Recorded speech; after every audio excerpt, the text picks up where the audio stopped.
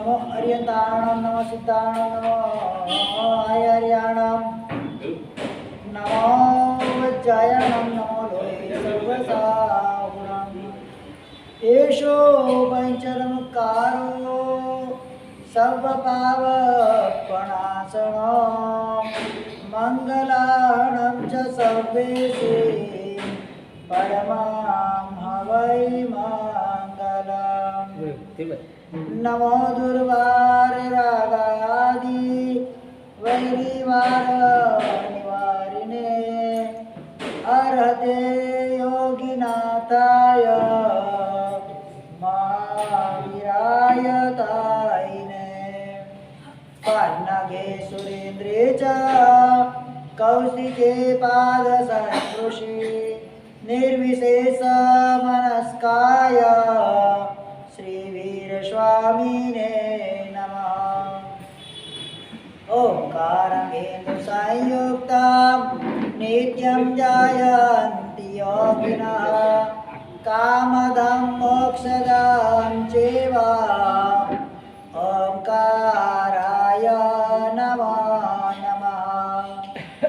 सर्वारिष्टप्रणाशाय सर्वाभीष्टार्थदायिने सर्वलब्धिनिदानाय श्रीगौतमस्वामिने नमः।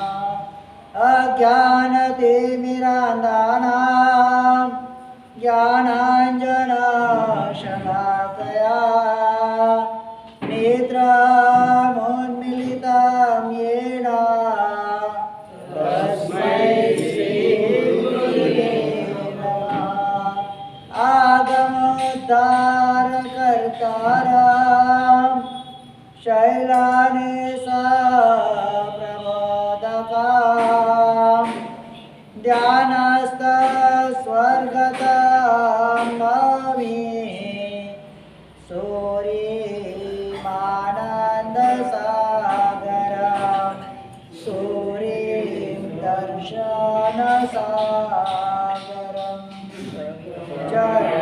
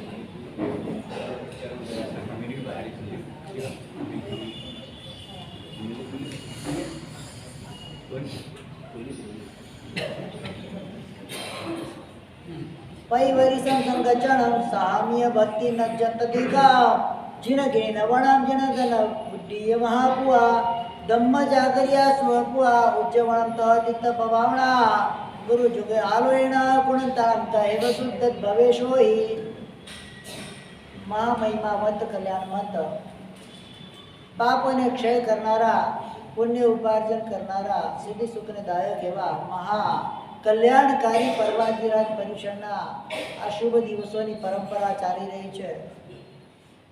દર વર્ષે પર્યુષણ આવે ને પર્યુષણ જાય, સાંભળવાની એક જ વસ્તુ હોય। ગઈકાલે 5 કર્તવ્યો જે પર્યુષણ દરમિયાન કરવાના છે, આજે એમાં થોડી વૃદ્ધિ કરીને 11 કર્તવ્યોની વાત આજે બતાવવામાં આવશે। श्रावक कुलनी अंदर जन्म लीधा पछी मनुष्य भावनी प्राप्ति कर्या पछी जैनत्व ने प्राप्त कर्या पछी जो ये 11 कर्तव्यों सुपेर रूपे पालन अगर मारा आत्माथी न थई शकतुं होय તો મારા માટે આ જૈન શાસન મને મળ્યું ખરું, પણ ફળ્યું ના કહેવાય. શું કહેવાય? મળી ગયું. કોઈ પૂર્વ ભાવના શુભ પુણ્યના યોગે શુભ કાર્યની અંદર આપણે રત હોઈશું અને ત્યાં આયુષ્ય કર્મનો બંધ પડ્યો, મનુષ્ય જાતિ ગતિ અને અનુભવી નામ કર્મનો બંધ પડવાથી મને મનુષ્ય પણ મળી ગયું. અને એમાંય કોઈ શુભ ગુરુના સંયોગ દ્વારા ક્યાંક અમે સમાધિદાયક બોધદાયક બે વચનો ક્યાંક સાંભળ્યા હશે અને એ વખતે જઈને ધર્મ પ્રત્યે મને શ્રદ્ધા જાગી હશે. જઈને ધર્મ કંઈક સારો છે એવું કંઈક મને ત્યાં ભાસ થયું હશે ને એ જ વખતે મારા આયુષ્યનો બંધ પડવાનો થયો અને આ જીવ મનુષ્ય ભવની અંદર જઈને શાસનમાં આવી. એવું કે મારા પૂર્વ ભાવના જબરદસ્ત પુરુષાર્થ નથી કે પુરુષાર્થના બળે મેં જૈનત્વ પ્રાપ્ત કર્યું, મેં સાધનાના બળે જૈનત્વ પ્રાપ્ત કર્યું હોય એવું કદાચ હું માનું ત્યાં સુધી આપણે માની શકીએ તો કદાચ ખોટા કહેવાય. કારણ કે જો સાધનાના બળે મનુષ્ય ભાવ અને જેને શાસન મળ્યું હોય તો એની સાધના આગળ વધે. શું થાય? એની સાધના આગળ વધે, એનો પુરુષાર્થ આગળ વધે. પણ પુરુષાર્થ આગળ વધતો નથી. કદાચ હવે મને પોતાને એવું લાગતું હોય કે આ ભાવ મને આ વખતે મનુષ્ય ભાવ મળ્યો, where I will get new born in Jainism, I don't know. હું જાણતો નથી કે મને ક્યારે જૈનિઝમ આવતા ભાવમાં મળશે, મનુષ્ય ભાવ પણ મળશે એની પણ કદાચ આશા રાખી શકાય એવું નથી. આ તો ક્યાંક બગાસું ખાવા ગયા ને મોઢામાં પતાસું આવી ગયું. શું થયું? બગાસું ખાવા ગયા હશે, મોઢામાં શું આવી ગયું? પતાસું, અને મનુષ્ય ભાવ મળી ગયો. કારણ અત્યારના મારા લક્ષણોથી મને દેખાય છે કે આ મનુષ્ય ભાવ મને પ્રાપ્ત થયો છે, પણ માત્ર ને માત્ર ભવ પૂરો કરવા માટે થયો છે. શેના માટે થયો છે? એકથી માંડીને અત્યાર સુધી મારી ઉંમર થઈ, જન્મથી માંડીને અત્યાર સુધી ઉંમરની અંદર ખાલી મારી જાતને મારે પૂછ્યું છે, જિગ્નેશ તમારો પ્રોગ્રેસ કેટલો છે? ત્યાં ને ત્યાં જ છું, માઇનસમાં છું કે પ્લસમાં છું? કેટલો પ્રોગ્રેસ ભરતભાઈ? સામાયિક કરી લીધું, પ્રતિક્રમણ કરી લીધું, પ્રવચન સાંભળી લીધું, થોડું ઘણું તપ વગેરે કરી લીધું, પરમાત્માની ભક્તિ અર્ચના કરી લીધી. એ તો કાયમી કરો જ છો, તમારો રૂટીન છે, પ્રોગ્રેસ છે. જે કસાયો મારા 15 વર્ષ પહેલા હતા એ કસાયો મારા ઓછા થયા, મારા વિકારો ઓછા થયા, મારી અશુભ પ્રવૃત્તિ ઓછી થઈ. કદાચ મારે કરવી પડે અશુભ પ્રવૃત્તિ તો મને ડંક છે, એમાંનો એક પણ વિકાસ અત્યારે લાગે છે તો સમજવાનું કે કાંઈક પ્રોગ્રેસ થયો છે. પણ એક પણ વિકાસ કદાચ મને પોતાને નથી લાગતો, બીજાને લાગે કે ન લાગે એનો કોઈ મતલબ નથી. બીજાને લાગતો કે લાગતો લાગતો ખબર નથી, પણ મને મારી જાતને નથી લાગતો કે મેં કઈ વિકાસ કર્યો. કારણ કે આ ભાવ સાધનાનો ભાવ છે. શેનો ભાવ છે? વિરાટ નતો, અમારાથી પણ થાય છે. ડંખ કેટલો કેટલો ડંખ? હું મારી જાત પર જ બધું પૂછું, તમને તો મારે કહેવાય નહીં, કોઈને કહેવાનો અધિકાર કોઈને હોતો નથી. ડંખ કેટલો આપણને?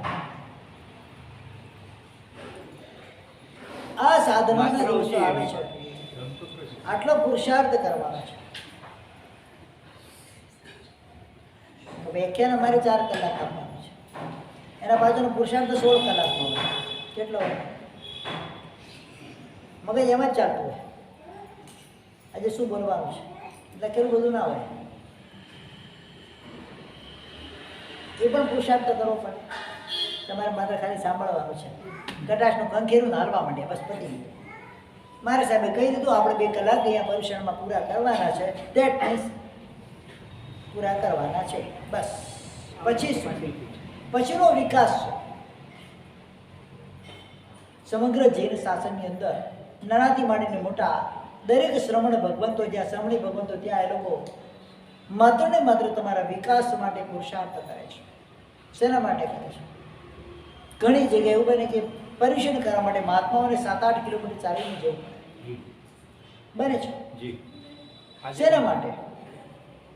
એમને કંઈ લાભ થવાનો છે? એ તો ગમે તે બેઠા સાધના કરી શકે.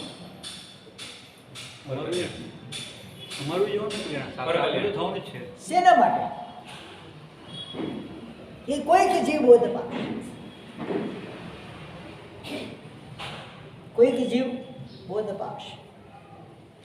પરમાત્માને એવું લાગ્યું કે એક જીવ બોધ પામવાનો છે. પરમાત્મા ઉગ્ર વિહાર કરીને કનકખલ નામના જંગલની અંદર પરમાત્મા જાય છે માત્ર એક જ જીવ માટે, તિર્યંચ જીવ માટે. શેના માટે?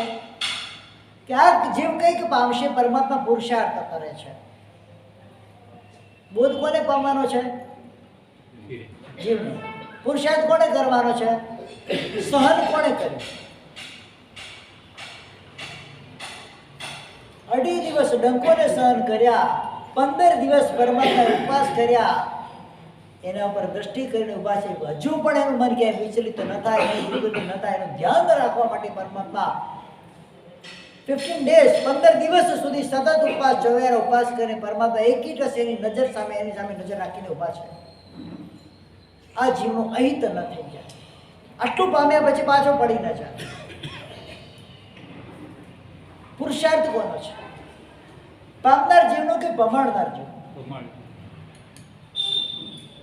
અને કેવો પ્રચંડ પુરુષાર્થ છે! આખી પ્રકૃતિ ના પાડે છે. જાસોમાં પ્રભુ પંત વિકટ છે, વિષ ભર્યો એક નાગ નિકટ છે. જતા નહીં તમે, જલાવીને ખાક કરી નાખશે. બધા ના પાડે છે, છતાં ગયા છે.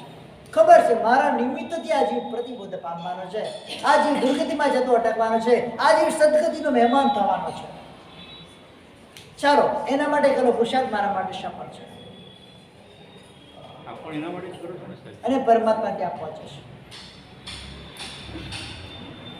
આ બધી પ્રવૃત્તિ શેના માટે છે? અમે તમારા માટે કરતા હોય તો સામે તમારે મને રિસ્પોન્સ તો આપવો જોઈએ કે ના આપવો જોઈએ?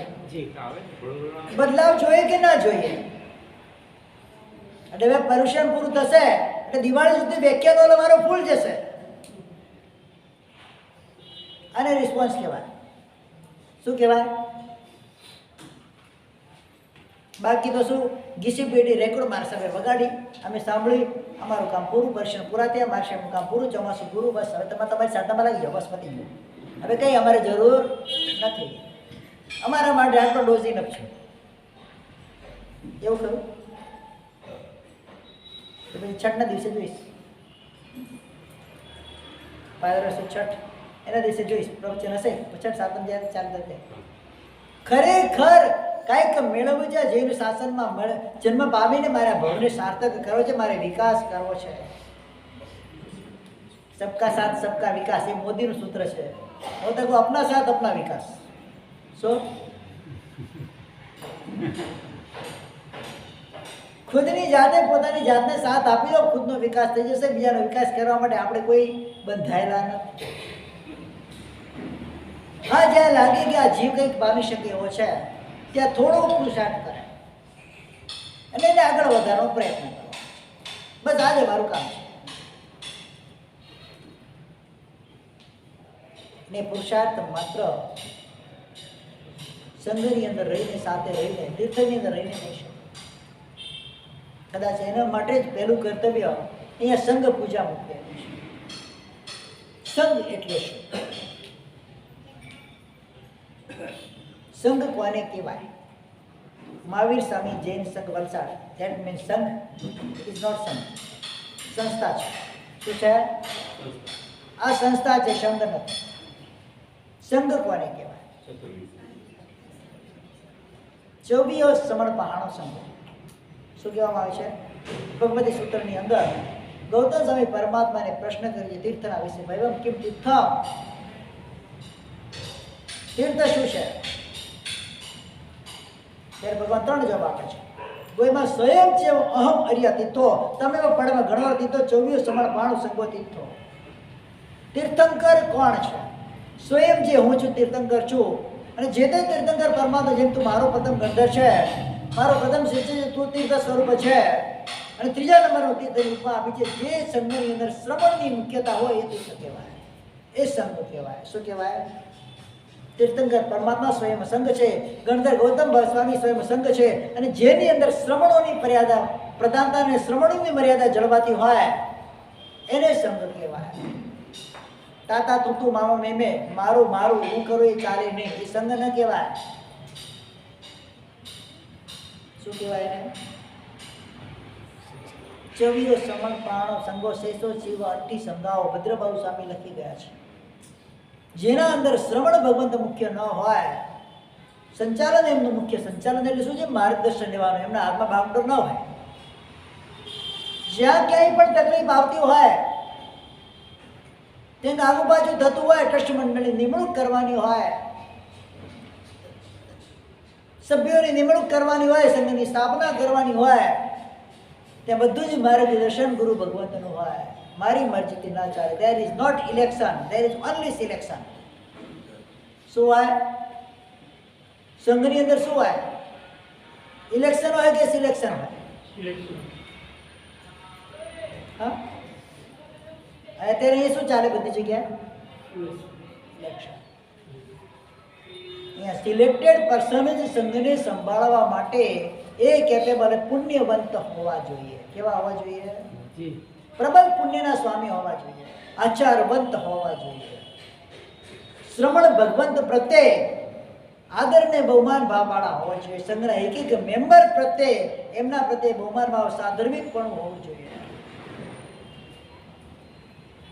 એવા યોગ્ય વ્યક્તિને જો અહીંયા નિમણૂક કરવામાં આવે સંઘ, એ સંઘ બને. નહીં તો ખાલી શું કહેવાય? શેષો છે અઠ્ઠી સંઘાઓ, અસ્થિ એટલે હાડકાનો માળો. ભદ્રબાહુ સ્વામી હતું. શું કીધું છે? મારા જે પણ સંઘના નિર્ણય હોય, આ સંઘના સ્થાપક જે પણ મારા ગુરુ છે, બધી વસ્તુ એક એક વસ્તુ એમના માર્ગદર્શન હેઠળ ચાલતી, એમની નજર હેઠળ ચાલતી હોય. એ સંઘ ક્યારે ના ડૂબે, એને સંઘ કહેવાય. એ સંઘની પૂજાની અહીંયા વાત આવી છે. કેવા સંઘની પૂજાની વાત આવી છે? જેના અંદર એક એક મેમ્બરનું મૂલ્ય,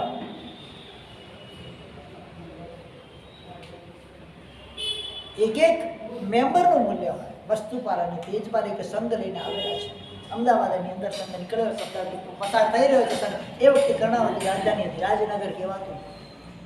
સંઘ આવ્યો છે, તેના એક રાજા એ કઈ બેસે મોટા ટ્રસ્ટી, બેસે મોટા મુરબ્બી સૃષ્ટિ વગેરે, મારી સંઘને ઈચ્છામી દુકડામાં ઝંઝણસાનો સંઘ આવી રહ્યો છે, અને ત્યાં આગળ કે છે મારે સંઘમાં સંઘની ભક્તિ કરવી છે, સંઘમાંથી 5 વ્યક્તિને મોકલજો, મારે ભક્તિ કરવી છે. શું કહે છે?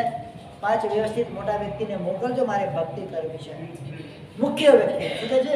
5 મુખ્ય વ્યક્તિને મોકલજો, મારે ભક્તિ કરવી છે. ત્યારે ઝંઝણસા સણસણતો જવાબ આપે છે, મારા સંઘની અંદર પધારેલ એક એક વ્યક્તિ મારા માટે મુખ્ય છે.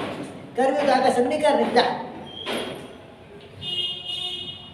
શું કહેવાય? એની પાસે બિચારા પાસે કે મૂડી નથી, બેલેન્સ નથી, એટલે એને ગોળ કરી દેવાનું. સંઘમાં એવું હોય છે, દરેક મારા સાધર્મિક છે, મારી સાથે આરાધના કરનારા. અમારા સાધર્મિક કોણ? અમારા શ્રવણ સમય ભગવંતો અમારા સાધર્મિક કહેવાય. લિંગ સાધર્મ્યા એટલે અમારી પાસે અગો ચરણો પરમાત્માનો બેસ છે, એટલે અમારા સાધર્મિક કોણ કહેવાય? એ અમારા સાધર્મિક. તમારા સાધર્મિક કોણ? તમારી સાથે નવકાર મંત્ર બોલતા હોય, તમારી સાથે સામયિક પ્રતિમાની ક્રિયા કરતા હોય, એ બધા તમારી સાથે પૂજા વગેરે કરતા હોય, બધા જ તમારા સાધર્મિક કહેવાય. અને બધાને એક જ લેવલ કહેવાય. જૈન શાસનની અંદર અહીંયા મનીની વેલ્યુ નથી. શું છે? અહીંયા એની આરાધનાની વેલ્યુ છે. આરાધક કોણ છે? વેલ્યુએબલ કોણ પર્સન કહેવાય? જેની પાસે નોટ છે એ મોટો, કે જે પ્રચંડ આરાધના કરતો હોય, પરિશ્રમમાં અઠ્ઠાઈ કરતો હોય, પરિશ્રમમાં 400 પોષણ કરતો હોય, 12 મહિના ત્યારે છૂટું ખાતો ન હોય, 12 મહિના ઓછામાં ઓછું 24 કરતો હોય, રાત્રિ ભોજનનો જેને ત્યાગ હોય, જે ક્યારે હોટલમાં ગયો ના હોય, જે કે પિક્ચરમાં ગયો ના હોય, જે શ્રાવક ધર્મની મર્યાદાનું સુચારુ રૂપે પાલન કરતો હોય, એ વ્યક્તિ મોટો કે જેની પાસે કરોડો ને અરબો રૂપિયા હોય, એ વ્યક્તિ મોટો. શેના માટે અલગ અલગ પાસા? આચારમાં ઠેકાણા હોય, ગમે એટલો રૂપિયા તેને આટલો બેસાડવાના, હું તો છેલ્લે બેસાડું ખૂણામાં. તારી અહીંયા વેલ્યુ નથી, કારણ કે આ શ્રમણ ભગવાન મહાવીર સ્વામીનો સંઘ છે, ત્યાં પૈસાની વેલ્યુ નથી. અહીંયા આરાધકની જરૂર છે. શું જરૂર છે?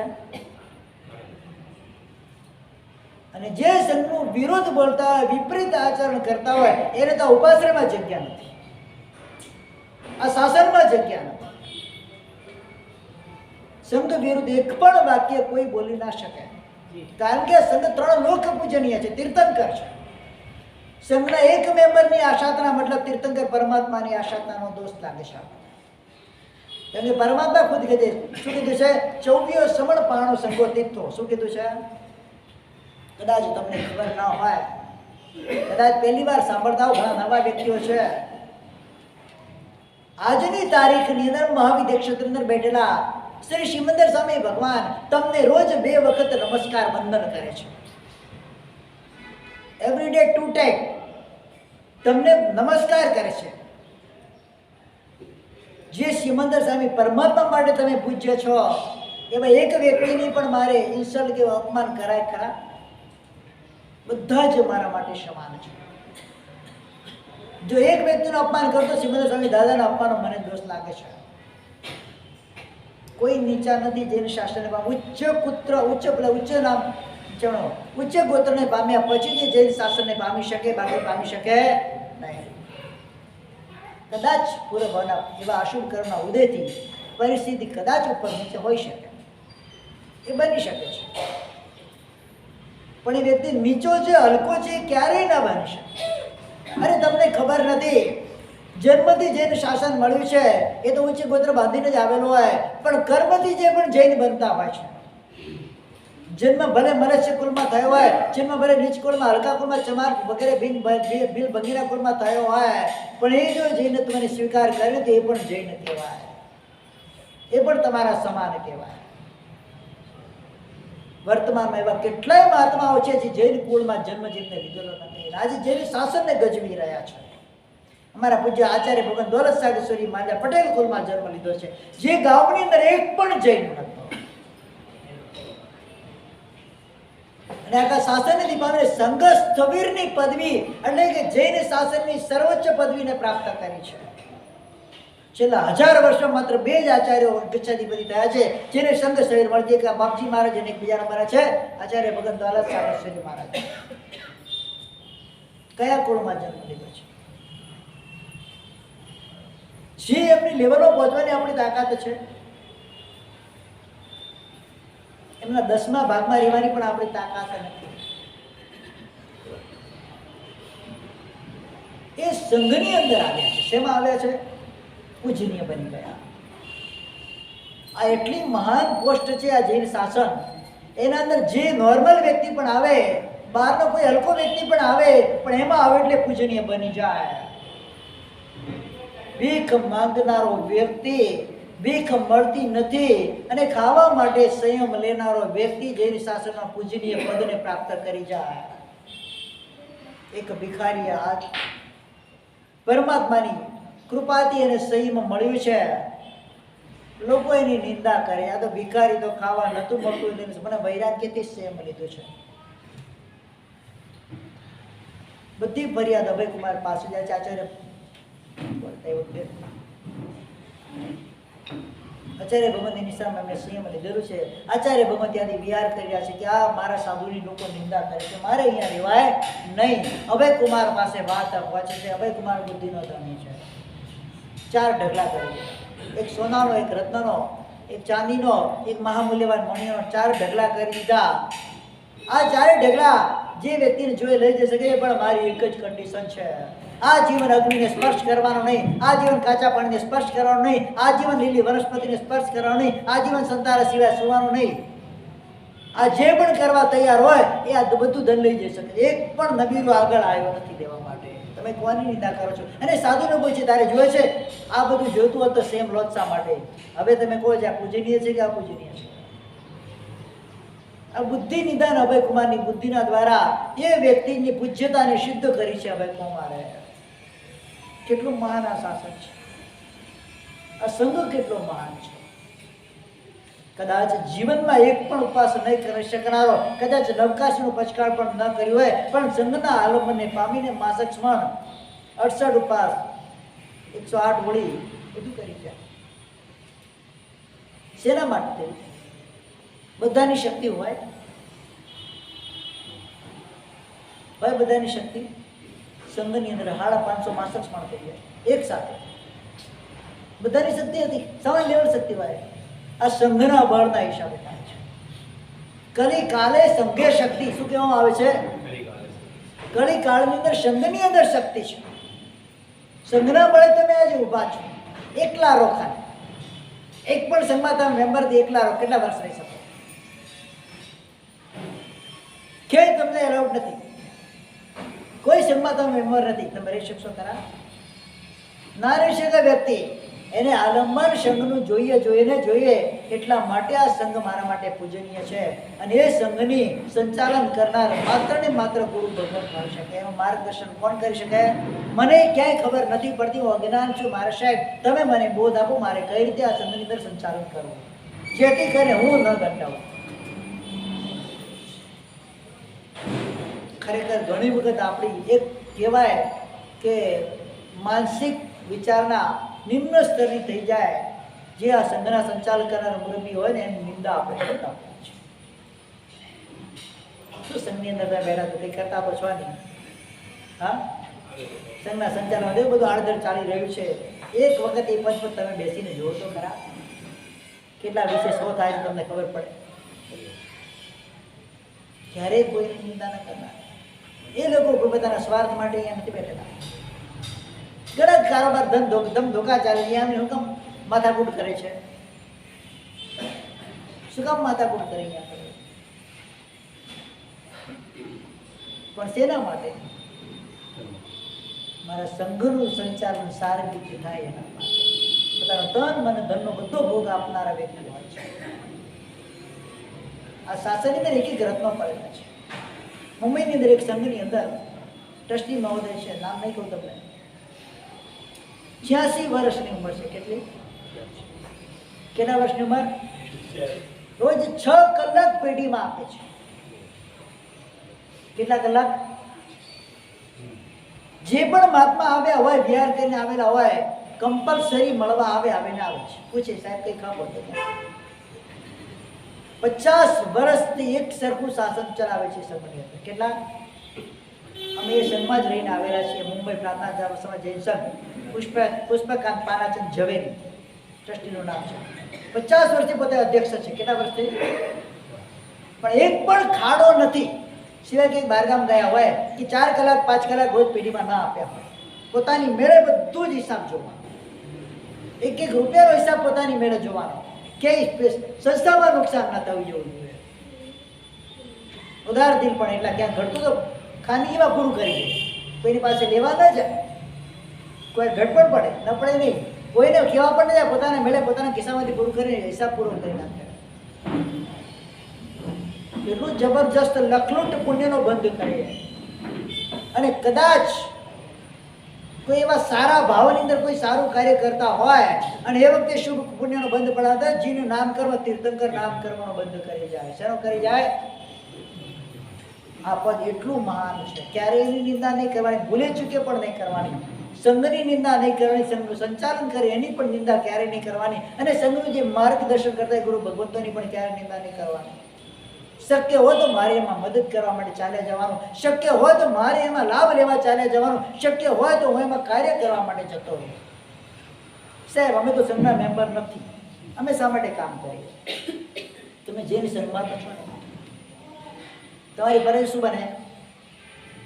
કદાચ 2 વ્યક્તિ ન પહોંચી શકતા બની શકે, ટીમ વર્ક ઓછું હોય તો ન પહોંચી શકતા હોય, અને મારામાં કાબિલિયત છે, માનસિક સ્તર પર હું વિદ્વાન છું, ભણેલો છું, ગણેલો છું, ઘણા બધા પ્લાન સારા એવા કરી શકું છું, મનથી હું તમને સહાય કરી શકું. કોઈ વચન, કોઈની સ્પીચ સારી હોય, બોલી સારી હોય, મીઠી મધુરી બોલી હોય, એ બોલે એટલે ધડાધડ અહીંયા લાઈન લાગી જાય, રૂપિયાનો રેલમ છેલ થઈ જાય. મારી વચન શક્તિ સારી હોય, મારી કાય શક્તિ સારી, હું દોડીને બધા કામ કરી શકું એમ છું, તો ગમે તે રીતે હું અહીંયા ભોગ આપી શકું છું. મારે મારા માટે કરવાનું છે, સંઘ માટે નથી કરવાનું.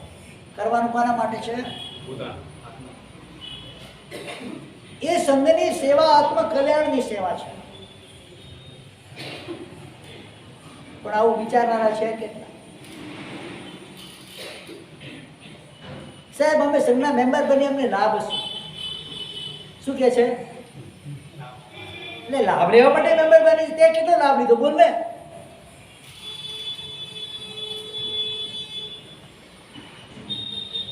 ભારતના એક રાષ્ટ્રપતિ થઈ ગયા મૌલાના અબ્દુલ કલામ આઝાદ. રામેશ્વરની અંદર એમનું ઘર છે, ત્યારે એમનું ઘર ત્યાં એમનું મ્યુઝિયમ બનેલું છે, અમે ત્યાં જઈને આવ્યા છીએ. જ્યારે રાષ્ટ્રપતિ પદનો એમનો હોદ્દો પૂરો થાય છે અને પોતાના સ્થાન પર આવી જાય, ત્યાં જે સ્ટેજ ઉતરી ગયું, કોઈ પ્રશ્ન કરે છે 5 વર્ષ સુધી તમે આ દેશનું સંચાલન કર્યું, દેશે તમને શું આપ્યું? એ વખતે જૈનત્વને પ્રાપ્ત કર્યું નથી, જૈન શાસન એને મળ્યું નથી. એ વખતે મૌલાના અબ્દુલ કલામ આઝાદનો પ્રશ્ન છે, દેશે મને શું આપ્યું એ વિચારવા કરતા મારે એ વિચાર્યું મેં દેશને આજ સુધી શું આપ્યું છે. શું કે છે? સંઘે મને શું આપ્યું છે ને એ વિચાર ક્યારે નહીં કરો, મેં સંઘને શું આપ્યું છે ને પહેલા વિચાર કરો. કેટલો ભોગ આપે છે મેં સંઘ માટે?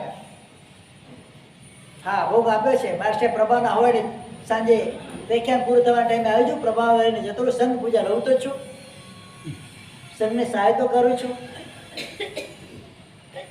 હા, એ ભોગ નથી કહેવાતો.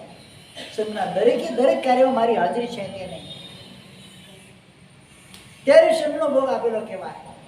બધાની પાસે કઈ સંઘવાળા પૈસા માંગતા નથી. કેમ પ્રકાશભાઈ માંગીએ?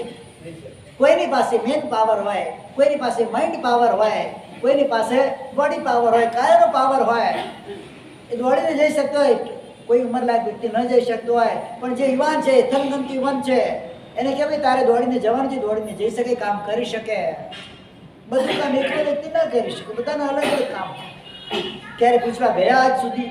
હું એમ કહું છું, ક્યારેય પણ સંઘના મહોદયોને પૂછવા ગયા, સાહેબ અમારા માટે કામ હોય તો જણાવજો? આવે છે કોઈ પૂછવા? અમને નથી આવતા, તમે પૂછો ક્યાંથી આવે? અમને પૂછવા નથી આવતા, તમને ક્યાંથી આવે? ફરજ કોની છે? ચતુર્વેદ સંઘના એક મેમ્બરની આ ફરજ છે. જે સંઘમાં શ્રમણ શ્રમણી ભગવંત આવેલા હોય, બિરાજમાન થયા હોય, મારી એક ફરજ બને છે મારે પૂછવા માટે જોયું છે, સાહેબ કઈ ખપ છે કે નહીં? કોઈ મહાત્મા તમારી પાસે કશું લૂંટવા માટે આવતા નથી, એ લૂંટાવા આવે છે. લૂંટાવા આવે છે. અમે ફરજ ચૂકી જઈએ અને પછી અમે નિંદા કરીએ. આ બે ધારી તલવાર ના ચાલે, બંને બાજુ કપાવવું પડે. કુમારપાલ મહારાજા વગેરેના જીવન જોઈ લો તમે. સંગ્રહ માટે શું કરતા હતા, કેવી રીતે સંઘ પૂજા કરતા? મારે માથે ચડાવવું છે. તીર્થ પાત્ર દશા વીરજી ભવંતી, તીર્થે શુભમ બ્રહ્મંતો ના ભવ બ્રહ્મંતી, વસ્તુપાલ તેજપાલ મંત્રી. પાટણના એ મંત્રીશ્વર છે, એક સંઘ આવી રહ્યો છે, સંઘની ધૂળ ઉડે છે. પેલા રોડ નતા બધા, શું હતું? ધૂળ હતી. પગ આખા ઘોડા ડૂબી જાય એટલી ધૂળ હતી. પેલા ધૂળની અંદર સંઘ આવી, આખી ધૂળની ડમરીઓ ઉડી જાય, ઘોડા હાથી વગેરે ચડતા હોય. વસ્તુપાલ તેજપાલ સંઘનું સન્માન કરવા સામે જઈ રહ્યા છે. એટલે એમના બધા સાહેબ હોય, બધા કે મંત્રી સાહેબ આગળ ન જાય, બધી ધૂળ ઉડશે, તમારું શરીર આખું ધૂળથી ભરાઈ જશે, તમને સફોકેશન થઈ જશે.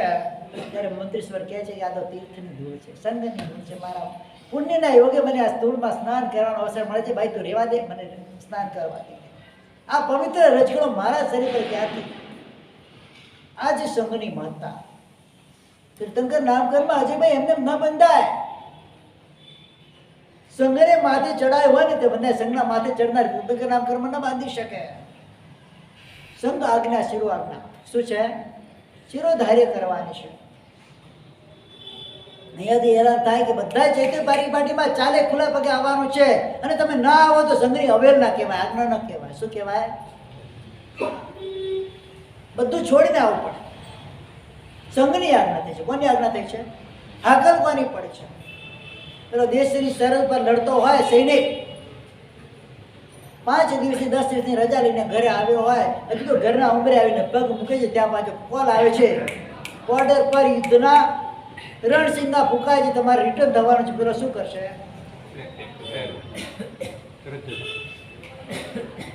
શું કરશે? કેમ? એની ફરજ છે. મારી ફરજ શું છે? બોર્ડર પર લડવાની છે. અને એ વખતે હું ન જાઉં તો હું વીર સેનો. આપણે એવું કરીએ, અહીંયાથી એલાન થાય, શું થાય? સાહેબ એ તો જે તે ભાઈમાં તમે આવજો ને 5 બીજા આવશે, બસ નમો રીતાણા. અમે બધા જ છેલ્લે આવી જશું સંઘ પૂજાનો લાભ દેવા માટે. શેના માટે આવશું સાહેબ? સંઘની શેષ ન લઈએ દોસ્ત લાગે ને. શેષનું નિરવશેષ લો, કોઈ ના નથી પાડતું. જે પ્રમાણે સંઘનું કાર્ય છે એ કાર્યમાં આગળ વધો. પહેલા નંબરમાં સંઘ પૂજાનું કર્તવ્ય બતાવવા આવે છે. અને આ સંઘ એવી ચીજ છે, સંઘની જ્યારે જાજમ પથરાતી હોય ને,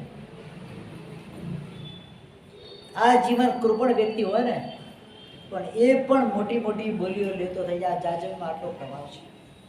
કાલે જાજમનો ચડાવો, હજુ જાજમનું મૂલ્ય આપણને ખબર નથી. આ પરમાત્માનું સિંહાસન છે. જેમ પરમાત્માને બિરાજમાન કરી છે સિંહાસન પર, પંપાસન પર, અને જેટલા ચડાવ બોલાય છે, તો સંઘ એ પરમાત્મા નથી. સંઘને બેસવાનું સિંહાસન એટલે પરમાત્માનું સિંહાસન ન કહેવાય. કરોડો રૂપિયામાં બોલી ના મળે. પુણ્યશાળી હોય એ જ આ બોલી લઈ શકે. પણ જેટલા પણ કાર્યો આજ આખા વર્ષ દરમિયાન થાય, એ જાજમ પર થાય, કેટલો લાભ મળે એને. અને જાજમ પર બેઠનારા કોઈ નાના સુના વ્યક્તિ નથી હોતા. કોઈ તીર્થંકરનો આત્મા હોય, કોઈ ગણધરનો આત્મા હોય, કોઈ ભવિષ્યમાં ચક્રવર્તી વાસુદેવ બલદેવ થવાવાળો આત્મા હોય, કોઈ માંડલિક રાજા થવાના એ જીવ હોય, કોઈ કેવલ જ્ઞાન પામીને મોક્ષ જનારો જીવ હોય, કોઈ સિદ્ધ પરમાત્માનો ભવિષ્યનો આત્મા હોય, જેવા હતા વ્યક્તિઓ આ જાજમ પર બેસી પણ ના શકે, એનો સ્પર્શ ના કરી શકે. બેસે તો શું? આ પરમાત્માની જાજમ છે, એ સંઘ છે. જાજમ પણ શું કહેવાય? એક પ્રકારે સંઘ જ કહેવાય. સંઘનું શાસન છે, સંઘનું આસન છે. જે રીતે એકલો માણસ પાપની પરંપરા વધારે પડતી ના કરે. એકલો માણસ કેટલું પાપ કરે? એક માણસે તમે રૂમમાં કરી નાખો, આખો દિવસ બેઠો બેઠો પાપ કરે. કેટલા પાપ કરી શકે? કેટલા કરી શકે? એક લિમિટ આવી જાય. અને એ જ માણસે ટોળામાં ભેળવી દો તો કયા પાપ ના કરે? એ જ રીતે એકલો વ્યક્તિ કોઈ આરાધના ના કરી શકે, પણ એ વ્યક્તિ જો સંઘના ટોળામાં ભળી જાય, પછી એની આરાધનાની વેલ્યુ કેટલી વધી જાય? અનંત ગુણી એની વેલ્યુ થઈ જાય. આટલું મહત્વ આ સંઘનું છે. એ સંઘનું સાચું સ્વરૂપ હજુ સુધી સમજ્યો જ નથી. અને જે દિવસે સંઘનું સ્વરૂપ સમજાવશે ને, તો મસ્તક થઈ જશે નમો તીર્થશ, ત્યારે મારું બોરેલું એ વખતે સાર્થક થઈ જશે. મને આ મહાપુણ્યના યોગે આ પરમાત્માના શાસનની અંદર, પરમાત્માના શાસનમાં રહેવાના માટે મને સંઘ મળ્યો છે. એ પરમાત્મા તારી અનંત કૃપા છે કે મારા જે પામર લાચાર બેકાર જીવને પણ તે આ રીતે તારામાં સંગ્રહ કર્યો છે. કારણ કે મારી કોઈ વેલ્યુ નથી અહીંયા આગળ રહેવાની, પણ અહીંયા ઉભા રહેવાની મારી કોઈ હેસિયત નથી. પણ આ તો પરમાત્મા, તું તો પરમ કરુણાનો અવતાર છે કે જેવા તેવા જીવોને પણ તું તારામાં સમાવી લે છે અને તારવાનો તું પ્રયત્ન કરે છે. તારી અનહદ કૃપા છે પરમાત્મા. બસ રોજ એક વખત પરમાત્માને યાદ કરો. નમો તીર્થશ. શું બોલવાનું છે? કલિકાલ સર્વજ્ઞ આચાર્ય હેમચંદ્રશ્રી મહારાજ આ યોગ શાસ્ત્રની જબરજસ્ત વાત બતાવે છે. એસે સમિત બલાદ પ્રતિમો ભવાદશામીય પરાત્મ ભાવ કુવાસના પાસનાસના નમોસ્તુ તસ્મૈ તવ શાસનાય. પરમાત્મા તારા શાસનને નમસ્કાર કરું છું. શું કહે છે? કોણ કહે છે? આ ખબર છે? 3.5 કરોડ શ્લોકના રચયિતા કલિકાલ સર્વના આચાર્ય હેમચંદ્ર શ્રી મહારાજા પોતાના શાસ્ત્રની અંદર આ વાત કરે છે. પરમાત્મા તારા શાસનને હું નમસ્કાર કરું છું. કોને નમસ્કાર? પરમાત્માને. પહેલા વાક્યમાં જવાબ આપી દીધો. જે શાસનના માધ્યમે સમિત્વ પામી તમે સિદ્ધત્વને પ્રાપ્ત કર્યું છે, તમે પરમાત્મા દશાને પ્રાપ્ત કરી છે, એ પણ કોઈ શાસન વગર નથી કરી શક્યા. તમે ભલે તમે શાસનના આજના આ છેલ્લા અંતિમ શાસનના સ્થાપક તમે ભલે હો, પણ એ શાસનમાં સ્થાપક પણ તમે બન્યા છો કઈ રીતે? એ શાસનને પામીને જ બન્યા છો. કઈ રીતે બન્યા છો? કોઈને કોઈ ભવનની અંદર આ શાસનના માધ્યમથી તમે સમિત્વ ગુણની પ્રાપ્તિ કરી અને છેલ્લે સિદ્ધ શિલા સુધી તમારું ત્યાં પ્રયાણ થયું છે. એનામાં નિમિત્ત કોણ બન્યું છે? આ શાસન બન્યું છે. એટલે પરમાત્મા તારા શાસનને હું નમસ્કાર કરું છું. આ છે સંઘ, આ છે શાસન. જ્યારે એની મહત્તા સમજાશે ને, અત્યારે ઘણી વખત સંઘ પૂજાની વ્યાખ્યા શું થઈ ગઈ છે? ખબર છે? પ્રભાવના. શું થઈ ગઈ છે? સંઘ પૂજા એટલે સંઘસ્ય પૂજા, સંઘની પૂજા છે. કેવી પૂજા છે? ચતુર્વિધ સંઘની મારે પૂજા કરવી છે. જે તમે સંઘની વાત કરી, નાગપુરથી પુનર નામના શ્રાવક સંઘ કાઢેલો, શરીપાલિત અને વસ્તુપાલ તેજપાલિત સંઘની સત્કારા સામે જાય છે ત્યારે કે જે સંઘની રજથી મારી કર્મની રજ દૂર થશે, મારું શરીર મેલું થતું નથી, મારો આત્મા ઉજ્જવળ થાય છે. આ મહાપુરુષોની વિચારધારા હોય છે. જેટલી ઉચ્ચ ક્વોલિટીનો વ્યક્તિ હોય એની વિચારધારા કેવી હોય? ઉચ્ચ ક્વોલિટીની હોય. બેસતી વ્યક્તિ નથી ઓળખાતો, વ્યક્તિ પહેરવેશથી નથી ઓળખાતો, એના ગુણવત્તાથી ઓળખાતો હોય છે. પહેરવેશ ઘણો પણ સારો ગમે તેનો પહેરે પણ માનસિક રીતે હલકી કોમ ન હોય તો શું કામનો? એ હલકા જ વિચારો કરે. ઉચ્ચ કુળનો વ્યક્તિ ક્યારે હલકા વિચાર કરે જ નહીં, અને થાય જ નહીં, ને આવે જ નહીં. આવે તો સમજી લેવાનું એ ઉચ્ચ કુળનો કહેવાય નહીં, એ નીચ કુલીને જ કહેવાય. હું કોઈને ગાળો બોલી, અસભ્ય વર્તન કર્યું, એ મારા કુળને છાંચ્યું ના. હું જે કુળમાં ઉત્પન્ન થયેલું છે પરમાત્માનો કુળ છે. વંશ કોનો છે? આ ઇક્ષ્વાકુ વંશની અંદર અમે જન્મ લીધેલો છે. પરમાત્મા આદિનાથી દ્વારા સ્થાપાયેલા વંશની અંદર અમે જન્મ લીધેલો છે. અમે હલકા કામ કરી શકીએ ખરા? અમે સંઘ સાથે છેતરપિંડી કરી શકીએ ખરા? ક્યારેય ના કરી શકીએ. બસ આ સંઘ મારા માટે મહાન છે. આજે સંઘની વાત એટલી લેવાની છે, ઘણું બધું કહેવાનું છે, પણ હવે વધારે કહી દેતો નથી. બીજા નંબરનું સાધારણ ભક્તિનું કર્તવ્ય જે કાલે પણ બીજા નંબરમાં હતું, આજે પણ કયા નંબરમાં ગોઠવાયેલું છે? બીજા નંબરમાં. પણ એનું વિવેચન આખું આપણે બપોરે લેશું. એ ઘણું બધું એમાં કહેવાનું છે. 2 કલાક એમાં જ પૂરા થઈ જાય એટલે બીજા કર્તવ્ય અધૂરા રહી જાય. બપોરે 3 વાગે મારું પ્રવચન રહેશે આગળ. એ 3 વાગ્યાના પ્રવચનમાં જે રીતે કાલે ક્ષમાપણા વિશે સમજ્યા હતા, આજે આપણે સાધારણ ભક્તિ માટે સમજવાનું છે. ત્રીજા નંબરનું કર્તવ્ય છે યાત્રા. 3 પ્રકારની યાત્રા અહીંયા બતાવવામાં આવેલી છે. અષ્ટાનિકા વિદ્યા છે 3. એકા રથયાત્રા તથા આપણા તૃતીય તીર્થયાત્રા, ચૈત્ય આવું યાત્રા, ત્રિધા બુધા પંડિતોએ 3 પ્રકારની યાત્રા અહીંયા બતાવવામાં આવી છે. સૌથી પહેલી યાત્રા છે અષ્ટાનિકા મહોત્સવ કરવા. અત્યારે પણ મારવાડી સમાજની અંદર પ્રચલન છે. પિતા માતા જીવિત હોય ત્યારે જીવિત મહોત્સવ 5 દિવસનો 8 દિવસનો કરતા હોય એમના નિમિત્તે. અથવા તો કોઈ ઘરની અંદર કોઈ નવું સારું કાર્ય થયું હોય, પરિવારમાં કોઈ સારું કાર્ય હોય તો અષ્ટાનિકા મહોત્સવ કરતા. અષ્ટાઈ મહોત્સવ કરીને આપણે અષ્ટાનિકા મહોત્સવ પહેલા નંબરની યાત્રા બતાવવામાં આવી છે. જે પ્રમાણે ચક્રવર્તી વગેરે હોય તીર્થયાત્રા આપણે દિગ્વિજય કરવા માટે નીકળે, એમને આયુધશાળાની અંદર ચક્ર રત્નની ઉત્પત્તિ થાય, એ ચક્રનો અષ્ટાનિકા મહોત્સવ કરે. કેટલો કરે?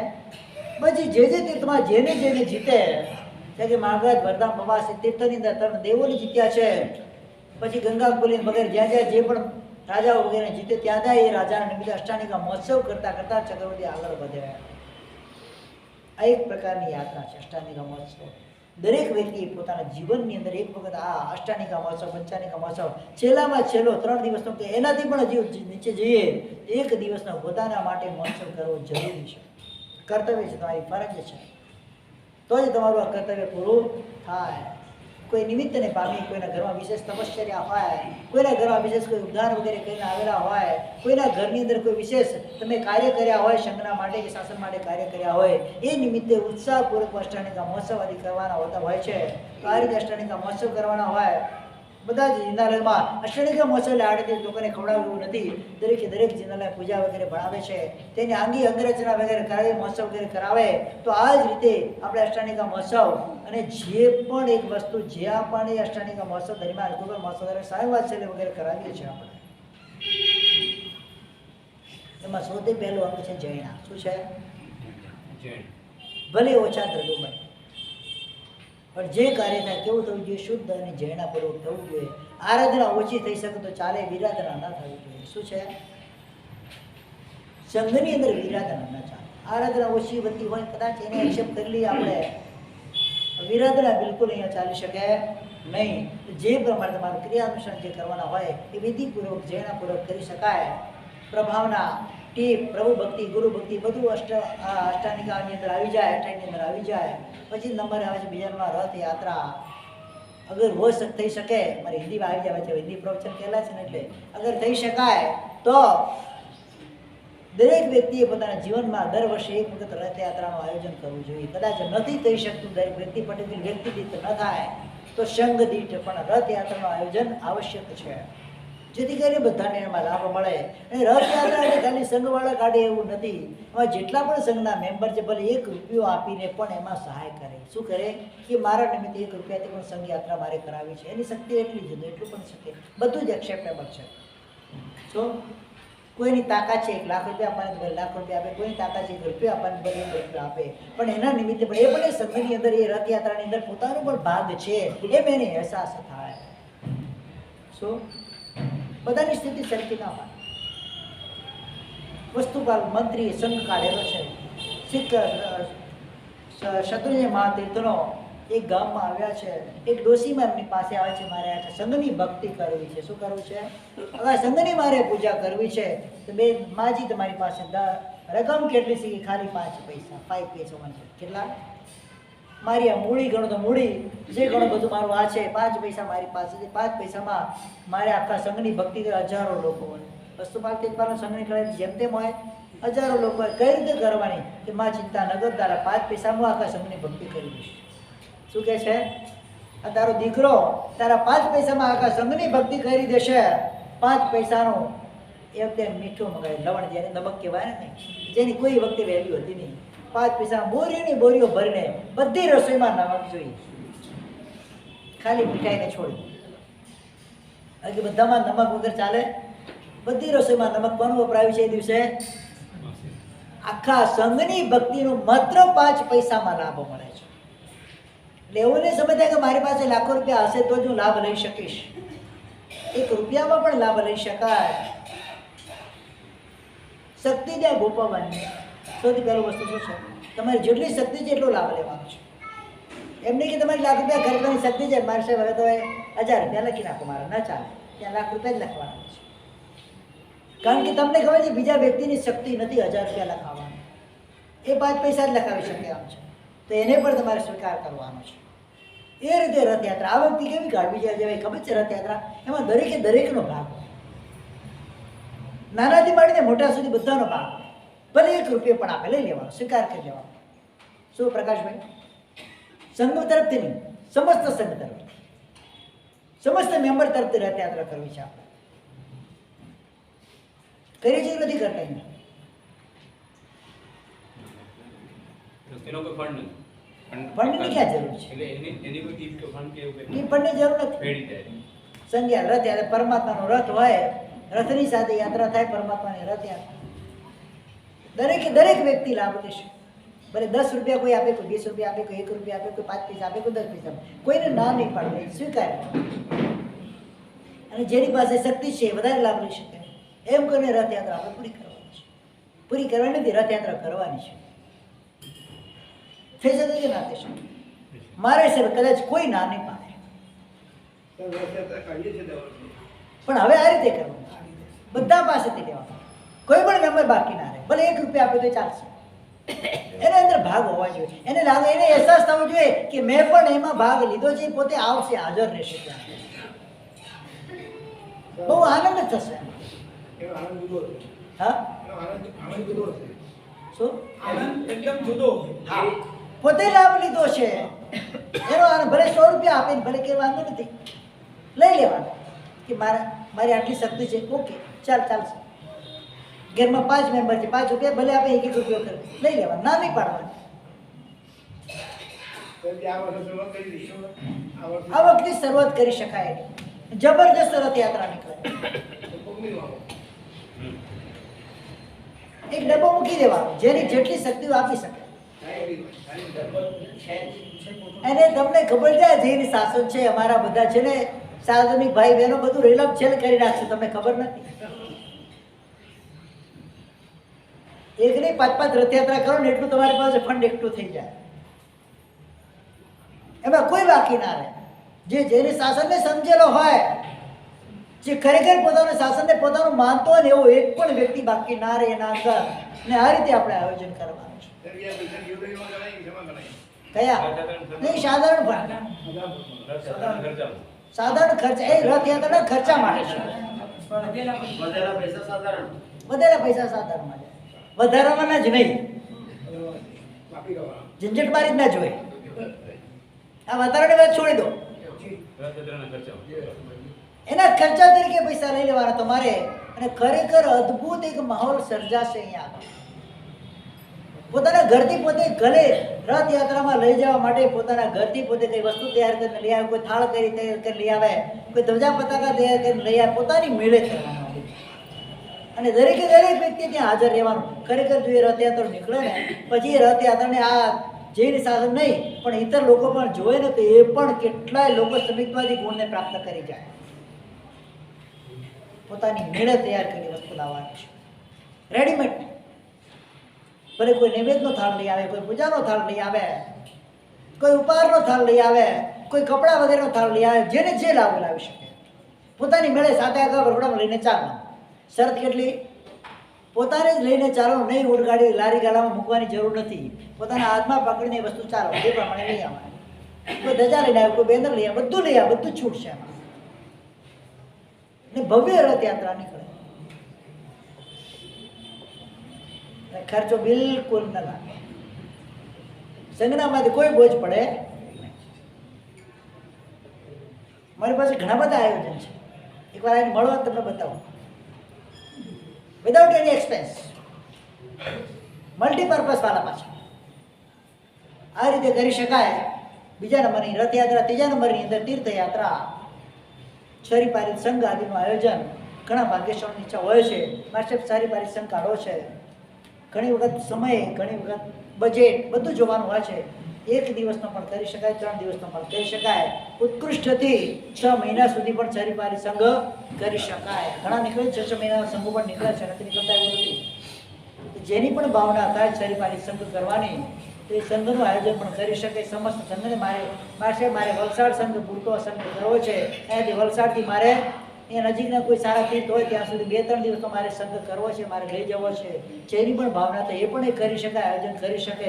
એમ કરી પણ પોતાનું કર્તવ્ય પોતે પૂરું કરી શકે. સંઘ કાઢવો તો મારા હિસાબે મારું માનવું એવું છે, ગાડી પાલિત નહીં, ચાલી પાલિત કાઢવાના તો એ સંઘ કહેવાય. બાકી યાત્રા કહેવાય. શું કહેવાય? બાકી યાત્રા પ્રવાસ જ કહેવાય, બીજું કંઈ ના કહેવાય.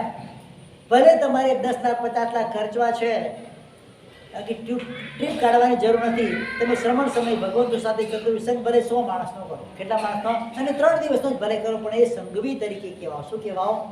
3 દિવસનો સંઘ કાઢે એટલે સંઘવીનું લેવલ મળે, એને વિરુદ્ધ મળે. એ એટલા બજેટમાં તમારા બજેટમાં કાર્ય થઈ જાય અને સમસ્ત ચતુર્વિધ સંઘનો લાભ લેવાનો અવસર મળે અને જેણાપૂર્વકનો એ સંઘ થાય, આરાધનાપૂર્વકનો એ સંઘ થાય. બાકી ગાડીમાં બધું અભક્ષ્ય આવતું તે કંઈ ભરોસા હોતા નથી. એ પ્રમાણે કરી શકાય. 4થા નંબરનું કર્તવ્ય આપણું બતાવવામાં આવ્યું છે સ્નાત્ર મહોત્સવ. નિત્ય સ્નાત્ર કરીએ છીએ એ આખી વસ્તુ અલગ છે. વર્ષમાં 1 વખત ઉત્કૃષ્ટ સ્નાત્ર મહોત્સવ કરવાનો. 64 ઇન્દ્રો અને 56 દીપકુમારીઓ સાથે આ મહોત્સવ કરી શકાય. ભવ્ય મેરુ મહોત્સવ કરે. શું કહેવાય?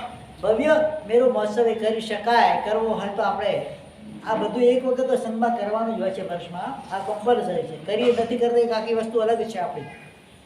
કદાચ સમયનો અભાવ હોય, સંપત્તિનો અભાવ હોય, સભ્યોનો અભાવ હોય, આ ત્રણના અભાવના કારણે કદાચ આપણે નથી કરી શકતા, પણ કરવું જરૂરી છે.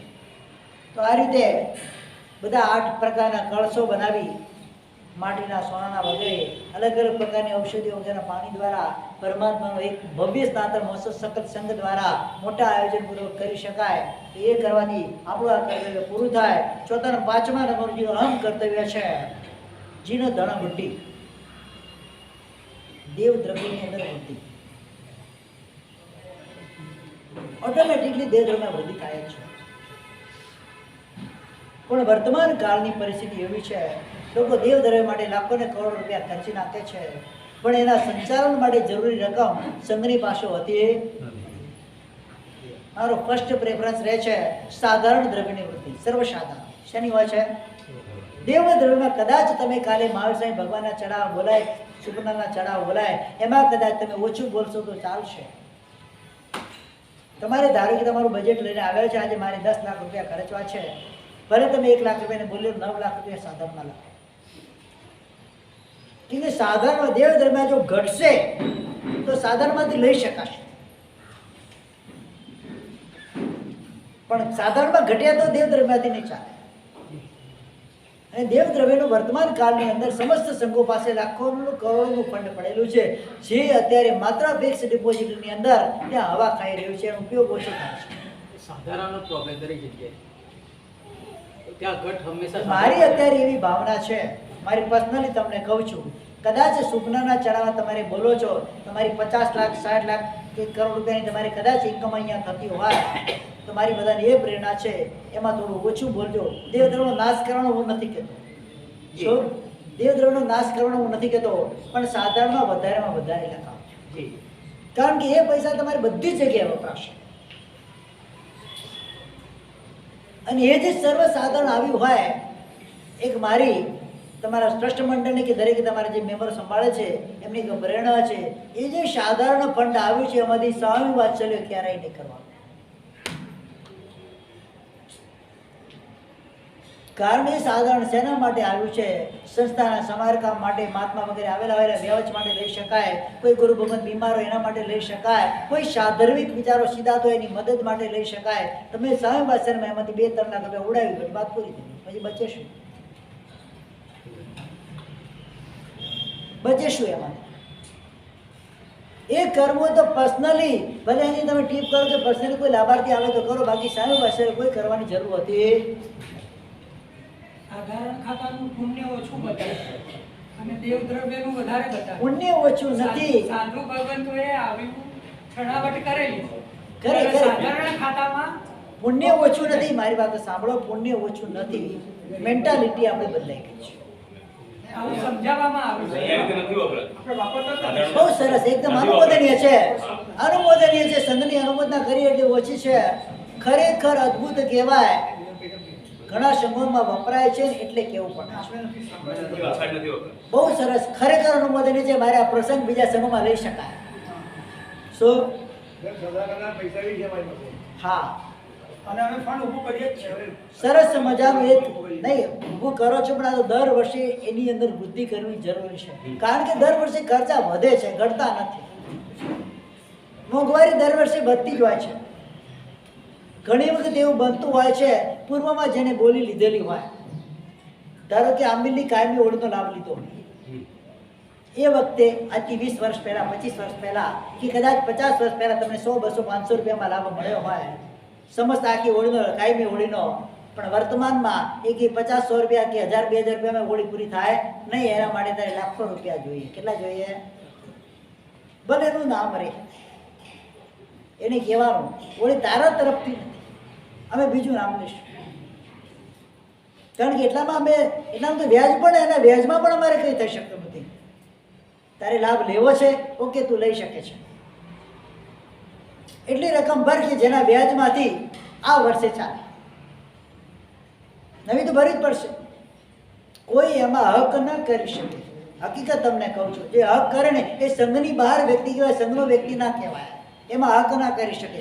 ધારો કે અત્યારે તમારે એનો ખર્ચો લાગતો હોય, ત્યારે કોઈ લાભ કોઈ લીધેલો હોય, શેનો પર્ટિક્યુલર કોઈ વસ્તુનો લાભ લીધો હોય, પણ એ વખતે લાભ લીધો ત્યારે 20,000માં લાભ તમે આપ્યો પણ બની શકે, પોસિબલ છે.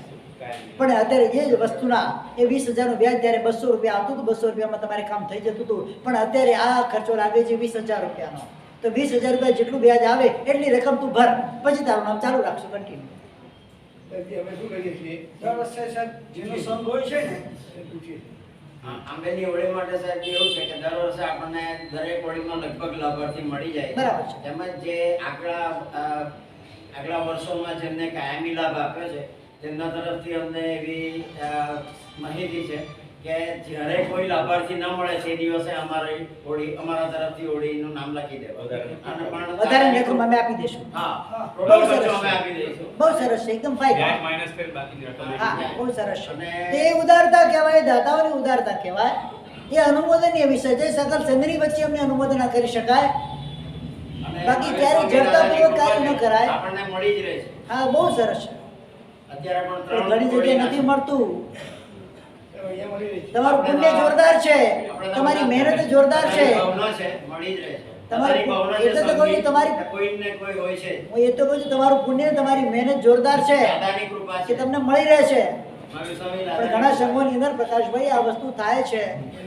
એક વખત નામ લખાઈ ગયું હોય પછી બીજા કોઈને લાભ પણ ન લેવા દે અને પોતે પણ ના લાભ લે વધારે, એ વસ્તુ ન ચાલી શકે. એવો કાયદો કોઈ સંઘમાં હોઈ શકે નહીં. જેમ જેમ વર્ષો વીતતા જાય, જેમ જેમ સમય વીતતો જાય, એ લાભ કઈ રીતે કાયમી લાભ, ઘણી જગ્યાએ કાયમી ધજાનો લાભ હોય છે. અમારી પાસે સમજુ ફોન છે. અમે ખાવાનું ફોન તમારી પાસે છે પણ અમારી પાસે નથી, એનું શું? જેની પાસે નથી એનું શું?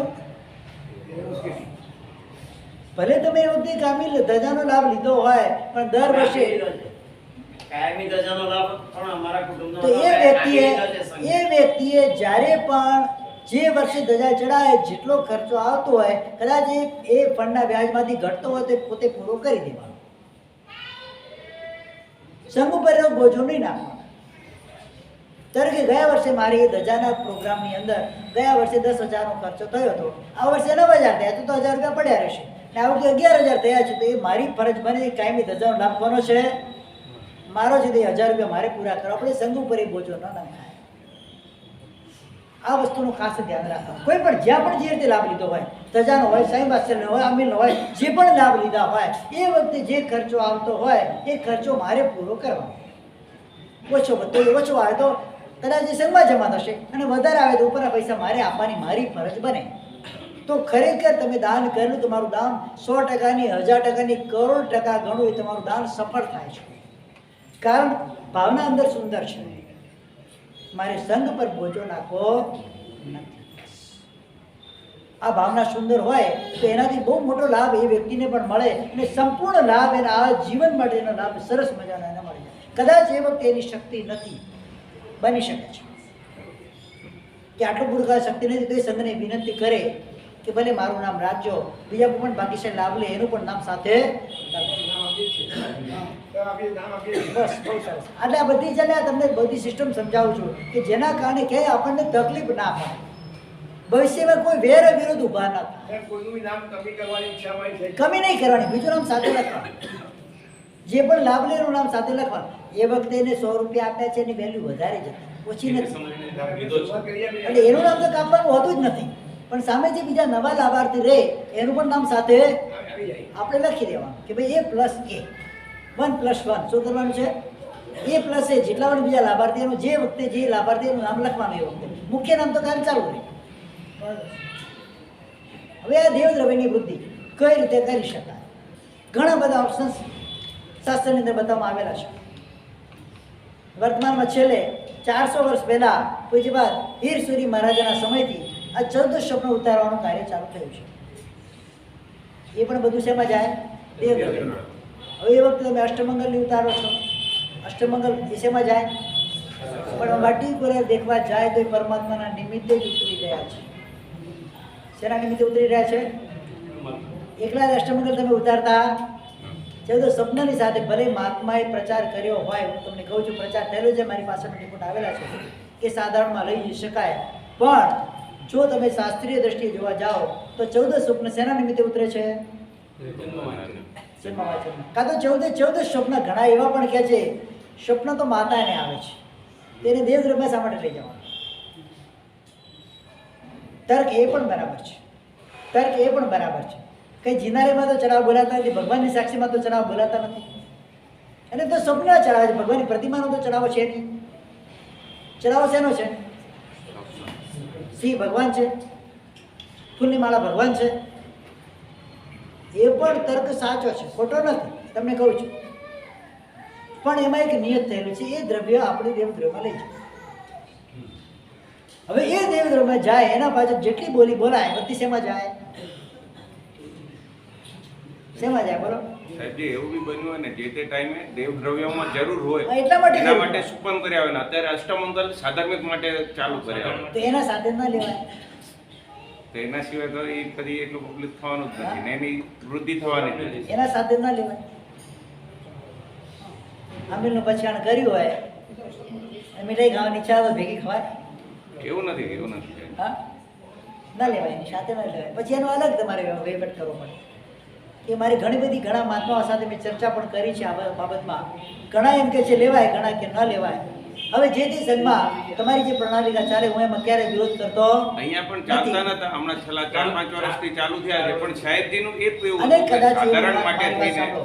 અને કદાચ એવું હોત જે વખતે પૂજ્યપાદ વીરસુરી મહારાજના સમયથી સ્વપ્નની બોલી ચાલુ થઈ એમને ખબર છે કે સાધનમાં તોડો પડવાનો છે, કેમ અષ્ટમંગલની બોલી ચાલુ ના કરી? મારો આ પ્રશ્ન છે, કેમ ના કરી? બીજી ઘણી જગ્યાએ એમને સાધન કઈ રીતે ઉપાર્જન કરી છે એ બધી વસ્તુ બતાવી છે, એ પ્રશ્ન છે પ્રશ્ન બધું બતાવવામાં આવેલું છે. તો અષ્ટમંગલ કરાવવા એની કેમ બોલી એમને ચાલુ ના કરાવી? ત્યારે એ સમય તો સાધારણનો પ્રશ્ન હતો જ નહીં. ઘણો બધો પ્રશ્ન હતો. 400 વર્ષ પહેલા હતો. આ તો બધી જગ્યાએ દેવદ્રવ્યનો પ્રશ્ન હોય તો સાધનનો તોડો દેવદ્રવ્ય મળી નહીં શકે સાધનમાંથી, તો દેવદ્રવ્યનું કરવાની જરૂર ક્યાં પડી એમને? સાધારણ દ્રવ્ય ચિક્કાર હોય એમની પાસે કદાચ અને દેવદ્રવ્ય તોડો પડતો હોય તો સાધનમાંથી લઈ એ તો શકાય. લઈ શકાય એટલે થોડું ઘણું system.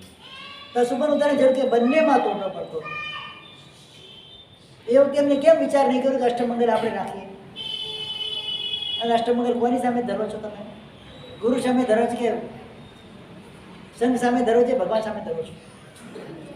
વર્ષોથી મતાંતર ચાલ્યા કરે. નહીં યાર, સમજવું છે. મતાંતર આખી વસ્તુ અલગ છે. મારો કોઈ ચીજનો હું ક્યારેય વિરોધ કરતો નથી. જે સંઘમાં જે પ્રણાલિકા ચાલે એ સંઘની પ્રણાલિકાને હું માન્ય કરું છું. શું છે? હું ક્યારેય કોઈ ચીજનો વિરોધ કરતો નથી, પણ વસ્તુને સમજવાની છે. ભલે મહાત્માનો આશય શુભ છે કે આમ કરવાથી સાધન ધર્મની વૃદ્ધિ શાસનની અંદર થાય, એમનો આશય ખોટો નથી, પણ એ આશયને સમજવાનો છે. એના કરતાં સાધનમાં તમે લખાવો તો શું વાંધો આવે? સાહેબજી એમને એમ કોઈ સાધારણમાં લખાવતું નથી એટલે એ સમજ મહાત્મા એ સમજાવવું જોઈએ કે સાધારણ દ્રવ્યથી લાભ કેટલો છે. મહાત્મા એ સમજાવવું જોઈએ કે સાધારણ દ્રવ્યથી લાભ કેટલો છે. સાથે સાધક ક્ષેત્ર જે બતાવ્યા છે, સાથે સાધક ક્ષેત્રો જે બતાવવામાં આવ્યા છે, દરેકે દરેક ક્ષેત્રની અંદર સાધારણ દ્રવ્ય જે છે એનો ઉપયોગ થઈ શકે છે. કદાચ તમારે દેવદ્રવ્ય ક્યાંક ઘટી જાય છે તો સાધારણમાંથી લઈ શકાય, ક્યારેક સાધર્મિકમાં ઘટી જાય તો સાધારણમાંથી લઈ શકાય, ક્યારેક પાઠશાળામાં ઘટી જાય તો લઈ શકાય, જીવદયામાં ઘટે તો લઈ શકાય, બધામાં લઈ શકાય. એમાં સાહેબ એમાં સાધારણ ને સર્વસાધારણ બે વ્યાખ્યા અલગ એક જ છે, કઈ વ્યાખ્યા અલગ નથી, એક જ છે. શ્રીમાન કહો કે શ્રી કહો, એક જ છે. એનું વિશેષણ બનાવ્યું છે. એમાં કોઈ વેધર વિશે વ્યાખ્યા નથી, પણ એક નવું નામ આપે એટલે લોકોને ઉત્સાહ આવે કે સર્વસાધારણ છે. પછી ઘણી વખત સર્વસાધારણ મિનિંગ શું કરી લીધો છે ખબર છે? સાહેબ અસર પણ એમાંથી જ કરવાનું. ના, એટલે મમ્મમાં ચાલે. એ જ વાત કરું. એટલે સર્વસાધારણ આ શબ્દ કદાચ મુકાયો છે, કોઈ ભાગ્યશાળી મૂક્યો છે, મહાપુરુષે મૂક્યો છે, આપણે એનો અમાન્ય નથી કરતા, પણ એનો માન્ય એવું એમાં નિયમ એવો નહીં કરવાનો કે અમારી સામી ભાષાને પણ ચાલે. સર્વસાધારણ કોઈ સાધારણ કોઈ એક જ છે, એમાં કંઈ ફરક પડતો નથી. એટલે આ રીતે સાધારણ દ્રવ્યની અંદર જેટલી પણ વૃદ્ધિ થાય એના અંદર જબરજસ્ત પુરુષાર્થ કરવાનો છે. તમે ભલે શુભરના ચડાવો 1 લાખ રૂપિયા બોલો, ઘણા મહાત્મા એવું પણ કરે છે કે જેટલો ચડાવ બોલે 30% તમે સાધારણમાં આપવાના, એ પણ કોઈ નિયમ હોતો નથી. એ અશુદ્ધ પ્રવૃત્તિ છે, પ્રવૃત્તિ શુદ્ધ નથી. નહીં કરીએ. પાડવા નથી સર. એ આવી હતી વાતો પણ એ બી નહીં કરી. એમાં બી દેવદ્રવ્યની હાનિ તો ક્યાંક આવે જ. ભાઈ એને બિચારાને લાખ રૂપિયા જ ખર્ચવા છે. તમે 30,000 એના માથામાં કેમ મારો છો? એનું બજેટ લાખ રૂપિયાનું જ છે. એટલે દેવદ્રવ્ય એની ભાવના એટલી છે દેવદ્રવ્ય ભલે 30,000 રૂપિયા નથી ભરી શકતો, પછી શું કરવાનું એને? 70 સુધી બોલે દેવદ્રવ્યનો એમ. એના પણ દેવદ્રવ્ય એમાં કઈ આંકડો ના હોય પછી જિગ્નેશ ફિક્સ. એટલે એ ઓટોમેટિક ગણી જ લે કે મારે આટલા આપવા છે, દેવદ્રવ્યની હાનિ તો આવે જ એમ. એ નુકસાન નથી કરવાનું. એ બોલતી વખતે હસી એના કરતા સાધારણની વિશેષ રીતે સાધારણમાં પ્રેરણા કરવાની કે ભાઈ તમે આમાં કદાચ તમે ઓછા ચડાવ બોલશો તો ચાલશે, તમે ભાવના એવી રાખો કે મારે સાધારણમાં લખાવા છે, મારું બજેટ એટલું છે, એનું બજેટ એને નક્કી કરવા દે. એને 10 લાખ રૂપિયા મહેતાજી ખર્ચવા છે તમારે, બરાબર છે? બજેટ નક્કી કરો કે મારે આ વખતે મહાવીર જન્મ કલ્યાણકના અવસરે મારે 10 લાખ રૂપિયા ખર્ચવા છે, તો એનું વિભાજન કરી દો, મારે શેમાં ખર્ચવા છે. 2 વર્ષથી શરૂઆત થઈ છે કે જે કોઈ વ્યક્તિ સુપરનો ચડાવો લઈને આગળ આવે એટલે તરત એ સુપરના સાથે પોતાની નિમિત્તે એને જે ઈચ્છા હોય હા, એટલે સુપરનો એ સાધારણમાં લખાવે છે એમ. એ પોતાની ભાવના છે. આ 2 વર્ષથી શરૂઆત ભલે થઈ છે. સુપરમાં 2000 બોલ્યા પણ સાધારણમાં 2 લાખ બોલવાની ઈચ્છા છે તો ભલે બોલે, હા, આવી લખાવે છે. એનો આપણને કોઈ ના નથી. આપણે ત્યાં આ પ્રણાલી છે. આ બહુ સરસ છે. એ ગુરુ મહારાજ ખાલી સમજાવવા સમજણ આપે છે સંઘને. આપણે ક્યાં છે એવું નહીં બોલો. મારી વાત સાંભળો રાજુભાઈ, ગુરુ હું મહારાજ પર્ટિક્યુલર વલસાડ જૈન સંઘ માટે ક્યાંય બોલતો નથી. હું સમસ્ત વ્યક્તિ વર્ગે અહીંયા બધી જગ્યાથી લોકો આવતા હોય છે, બધાને માટે આ વસ્તુ છે. અને આ સમજ બધાને આવે તો ભવિષ્યમાં આપણે કદાચ અહીંયાથી બીજા સંઘમાં જઈએ, આપણામાં સમજ હશે તો સંઘની અંદર કોઈ દ્રવ્યની હાનિ આપણા થકી નહીં થાય. કહેવાનો આશય શું હોય છે, આપણે સમજેલા હોઈએ આપણા થકી તો હાનિ નહીં થાય, આપણે એમાં ભાગીદાર નહીં બનીએ. વિશેષ રીતે આ જે દેવ દ્રવ્યની વાત છે. અને ત્રીજા નંબરમાં એક મારે પ્રશ્ન કરવો છે, જે સંઘની અંદર ધારો કે મેં ગયા વર્ષે કે એના હજારો 2, 4, 10 વર્ષ પહેલાં મેં બોલેલી હોય છે, ઘણી વખત એવું બને છે લોકો ભૂલી જતા હોય છે, યાદ ના રહે. ન ભરવાનો આશય નથી હોતો પણ એમને યાદ ના હોય, તો એ વખતે શું કરવું? એને અલ્ટિમેટમ આપવું કે નહીં આપવું કે ભાઈ તારા એટલા પૈસા બાકી છે? એને કહી શકાય કે ના કહી શકાય? પણ એના ઘરે એક પત્ર મોકલી દેવાનો કે આપના તરફથી આટલી બોલી બોલાયેલી છે, આટલી રકમ ભરાયેલી છે, આટલી રકમ આપણે ભરવાની બાકી છે, સત્વરે ભરી જવા વિનંતી. શું કરવાનું ત્યાં આગળ? હા,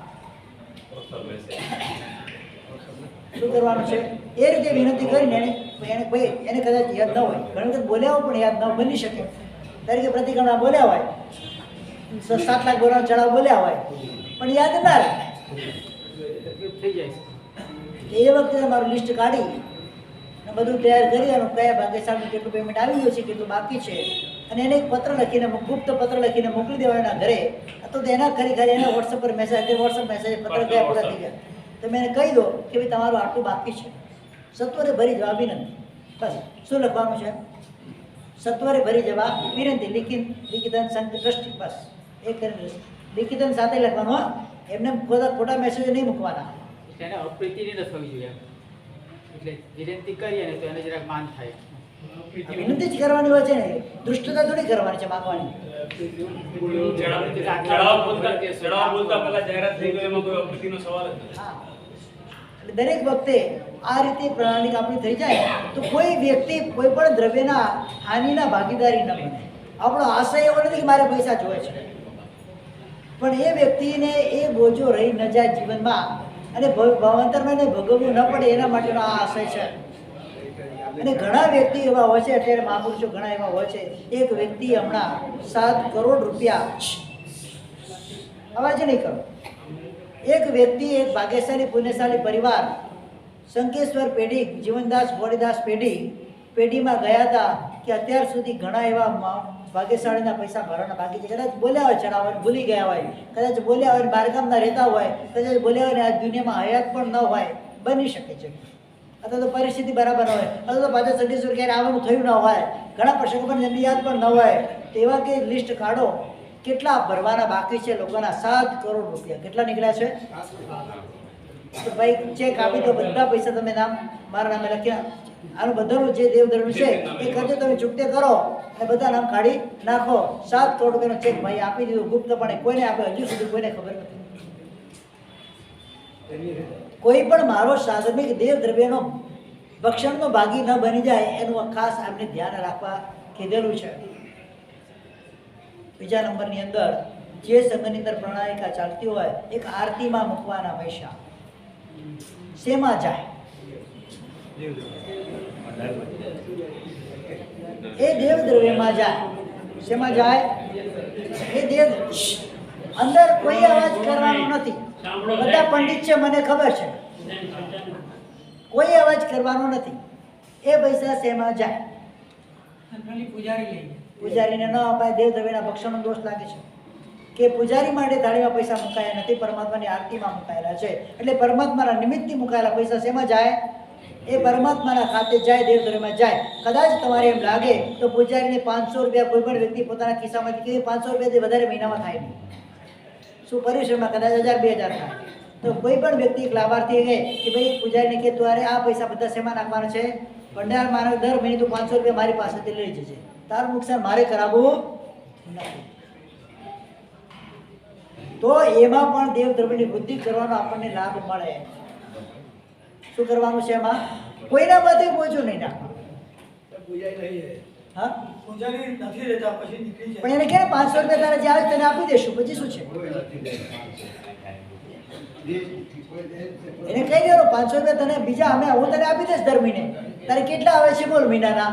એ કે 700 આવે, 700 રૂપિયા તારે મારી પાસેથી લઈ જવાના. વાત પતી ગઈ. એને તો પૈસાથી જ મતલબ છે, એને શેનાથી મતલબ છે? પછી ક્યાંથી ભાગી જવાનો છે? એને એ રીતે સમજાવવો પડે, હુકમ નહીં ચલાવવાનો. એને સમજાવવાનું કે ભાઈ તારે આ થાળીના પૈસા જે આવે છે ને જિંદગીમાં મુકાયેલા છે એ તારા નિમિત્તે મુકાયેલા નથી પરમાત્મા. તને પણ દેવદેવના પક્ષનો એને પણ દોષ લાગ્યા. એમના શાસ્ત્રમાં જો મારી વાત સાંભળો, ખાલી જૈન શાસ્ત્રમાં સાધારણ દ્રવ્ય કે દેવદેવ ભક્ષણની વાત નથી આવતી. અન્ય ગ્રંથોની અંદર, એમના હિન્દુ ગ્રંથોની અંદર પણ આવે છે, એમના પણ દેવનું ભક્ષણ એ કરતો એમને પણ દેવદેવના ભક્ષણનો દોષ લાગે છે. એમનામાં પણ લખેલું છે આ વસ્તુ, ખાલી આપણામાં લખેલું છે એવું નથી. મારી પાસે એનો શ્લોક પણ હશે કદાચ, અત્યારે યાદ નથી મને. એમના શાસ્ત્રનો શ્લોક છે કે દેવદાનું ભક્ષણ એ પણ ના કરી શકે, એમને પણ દોષ લાગે છે. એટલે એને સમજાવવાનું કે ભાઈ 500 રૂપિયા અમારા ભાગ્યશાળી, તને તારે મહિને કેટલા આવે છે? 500 આવે છે, 700 આવે છે, 1000 આવે છે, તું 1200 રૂપિયા લઈ જા, માથાકૂટ નહીં કર. પણ એ પૈસા તારે ભંડારમાં પૂરવાના. ઘણી વખત તમે ગૌરી પર મૂકો છો ને, એ પૈસા પણ પોતાના ખિસ્સામાં મૂકતો હોય છે પૂજારી.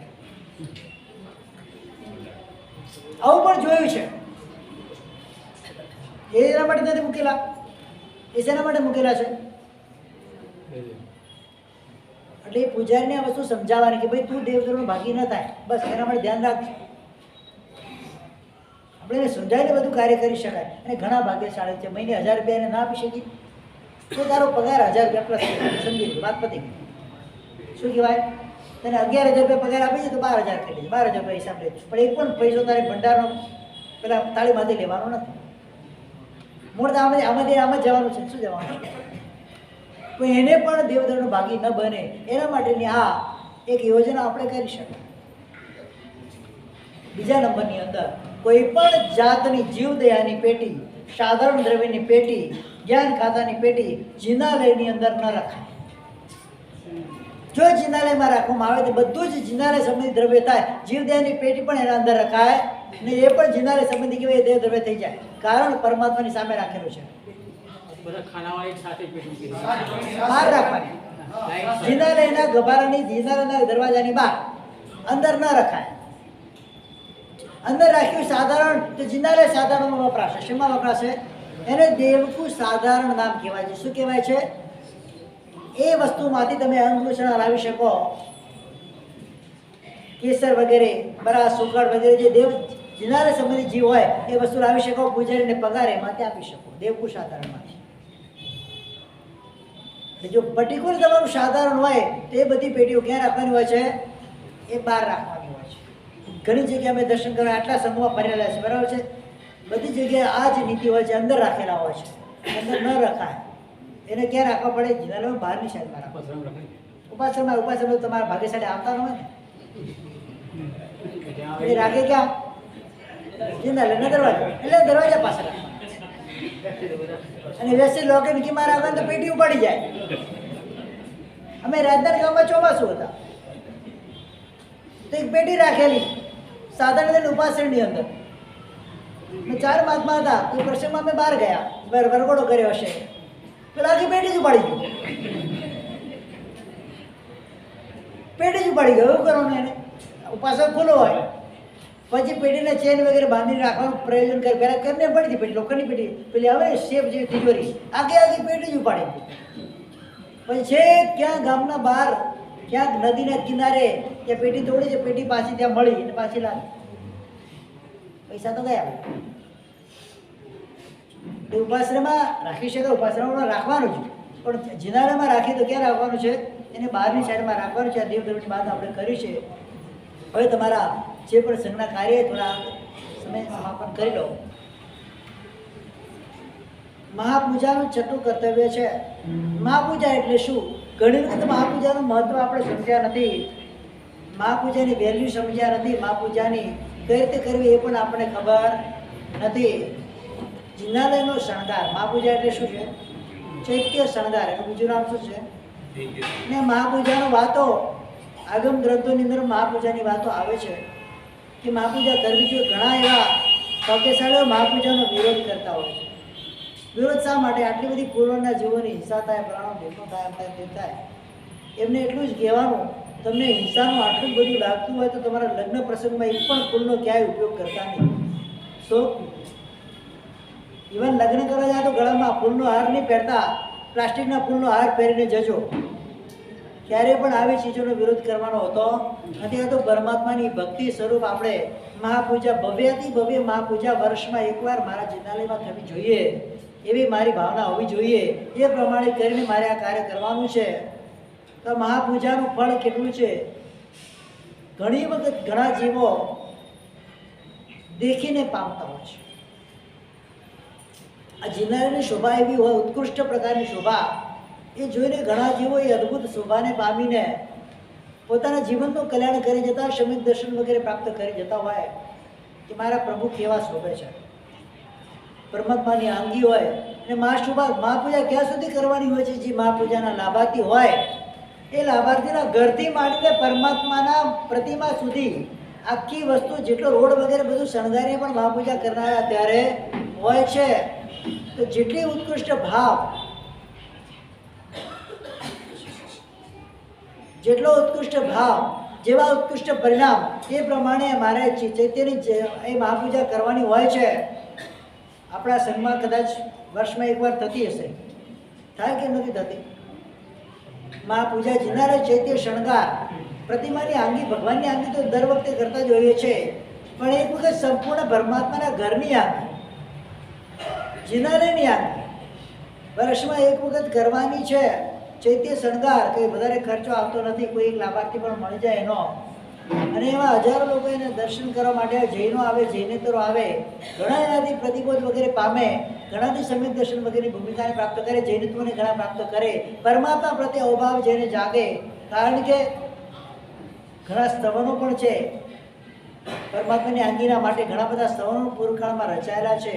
તો આ ચૈત્યની આંગી છે એને મહાપૂજા કહેવાય છે.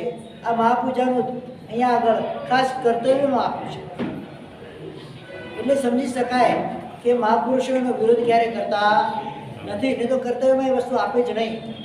એના પછીનો આવે છે મહાપૂજા પછી 7મા નંબરમાં રાત્રિ જગો. કલ્પસૂત્ર વગેરે 12 સૂત્ર આપણે ઘરે લઈને જઈએ છીએ. એ દિવસે રાત્રિ જાગરણ કરે છે. લાગેલા પરમાત્માની ભક્તિની અંદર વિતાવવાનું છે. ખાસ એ વસ્તુનું ધ્યાન રાખવાનું. પરીક્ષાના દિવસો હોય એના અંદર કલ્પસૂત્ર વગેરે ઘરે લઈ ગયા હોય, 12 સૂત્ર ઘરે લઈ ગયા હોય તો એ વખતે રાત્રિ ભોજન તો હોય જ નહીં, પાણી પણ નહીં. શું? ચોવિયાર જ હોય. એ બધા તપસ્વી જ આવતા હોય. એ વખતે રાસ ગરબા વગેરેનું આયોજન બહેનો ખાલી એકલી હોય તો બહેનોની સામે કરવાનું, પુરુષોની સામે એ પણ આયોજનો કરવાના હોતા નથી. એનો ખાસ ઉપયોગ અને વિવેક રાખવો જરૂરી છે. હવે અત્યારે ઘણી જગ્યાએ બધી વસ્તુની અંદર છે ને બધું એવું બધું ઘૂસી ગયું છે, નૃત્યો ને આ ને તે ને બધું, પણ એ બધું શોભાસ્પદ લાગતું નથી. રાત્રિ જગો ન કહેવાય, એ તો શું કહેવાય? ડાયરો કે આડંબર જ કહેવાય. એ બધું એમાં કહેવાતું નથી. રાત્રિ જગો એટલે સંપૂર્ણ રાત્રિ દરમિયાન પરમાત્માની ભક્તિની અંદર જાગવાનું છે, જાગીને આત્મચિંતન કરવાનું છે કે કદાચ મારો આવતો ભાવ આ મનુષ્યનો ભાવ ના આવે, બીજો અલગ અલગ ભાવ આવે તો ત્યાં શું કરી શકીશ. એના માટે પાણી પહેલાં પાળ બાંધીને આ ભાવથી જ મારે શરૂઆત કરવી છે. પરમાત્માની ભક્તિ કરવા દ્વારા નિર્મળ સમિત દર્શનની પ્રાપ્તિ હું કરી લઉં, જેના થકી મારા આવતા જે ભાવો છે એ કદાચ ખરાબ ભાવો તો ન જ થાય મારા, અને શીઘ્રથી શીઘ્ર મને મોક્ષની પ્રાપ્તિ થાય. એ પ્રમાણે મારે આ કાર્ય કરવાનું છે.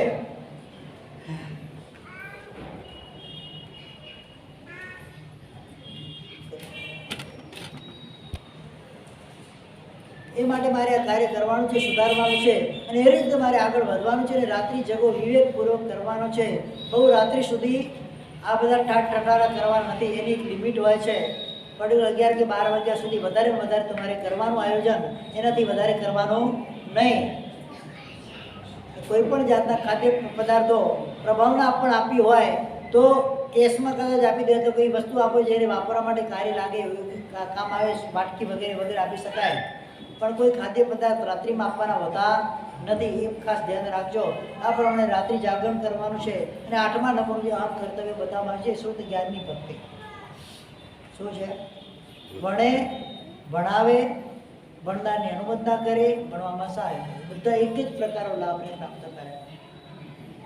વર્તમાનની અંદર કદાચ કોઈ શુભ પુણ્યના યોગથી કોઈ જે બાદ સંઘસ્થવીર આચાર્ય ભગવાન વલ્લભ સાગરશ્વરીજી મહારાજા એમની શુભ પ્રેરણા, કોઈ જે બાદ હરસાગરશ્વરી મહારાજા એમની પ્રેરણા, એમની ઈચ્છા અને અમારા ગુરુદેવ પૂજ્યપાદ આચાર્ય ભગવાન ચંદ્રાનંદ સાગરશ્વરીજી મહારાજ સાહેબ એમના શુભ આશીર્વાદ અને અમારા વર્તમાન ગચ્છાધિપતિ પૂજ્ય નરદેવ સાગરજી મહારાજ સાહેબ એમના શુભ આશીર્વાદના બળથી 45 જે આપણા આગમ છે એ આગમનું હિન્દીમાં વિવેચન તથા એનો હિન્દીનો ભાવાનુવાદ અને અનુવાદ બંનેનું કાર્ય જોરમાં ચાલી રહ્યું છે. એના 3 ભાગ એક જ વર્ષમાં છપાઈને બહાર આવી ગયા છે. કેટલા ભાગ? એટલે લગભગ 1500 પેજ ટોટલ લખાઈ ગયા છે. લગભગ 41 ભાગ થાય એવી અત્યારે લાગે છે ગણતરી. કામ તો બહુ મોટું છે. 10-12 વર્ષ સુધી કામ ચાલશે. કેટલા વર્ષ સુધી ચાલશે? એમ નથી કે કોળીઓ મોઢા મૂકીને ચવાઈ ગયું ઉતરી ગયું કામ નથી. ઘણા બધા એના પાછળ ગ્રંથોનો આધાર લેવો પડે છે. એક ગ્રંથને કાર્ય કરવા માટે 1000 ગ્રંથોનો પણ આપણે આધાર લેવો પડે. એમાંથી એ પદાર્થો ગોતવા પડે, એને અનુલક્ષીને પદાર્થો ત્યાં સેટ કરવા પડે. એમ કરીને આ કાર્ય થતું હોય છે. 1 હેન્ડેડ એકલા હાથે આ કામ કરવાનું છે. અને જૈન શાસનના ઇતિહાસની અંદર અત્યાર સુધી આ કામ હજુ સુધી થયું નથી. સંસ્કૃત પ્રાકૃતમાં ઘણું આલેખન લેખન થઈ ગયું છે, પણ હિન્દી ભાષાની અંદર હજુ સુધી કોઈ પણ મહાત્માએ આવું કાર્ય કર્યું નથી. અને આવનારી પેઢીની અંદર સંસ્કૃત પ્રાકૃતનું જે ચલણ ઓછું થવાની શક્યતા લાગે છે ત્યારે તો મહાત્માઓ પણ ભણવાના ઓછા થઈ જશે.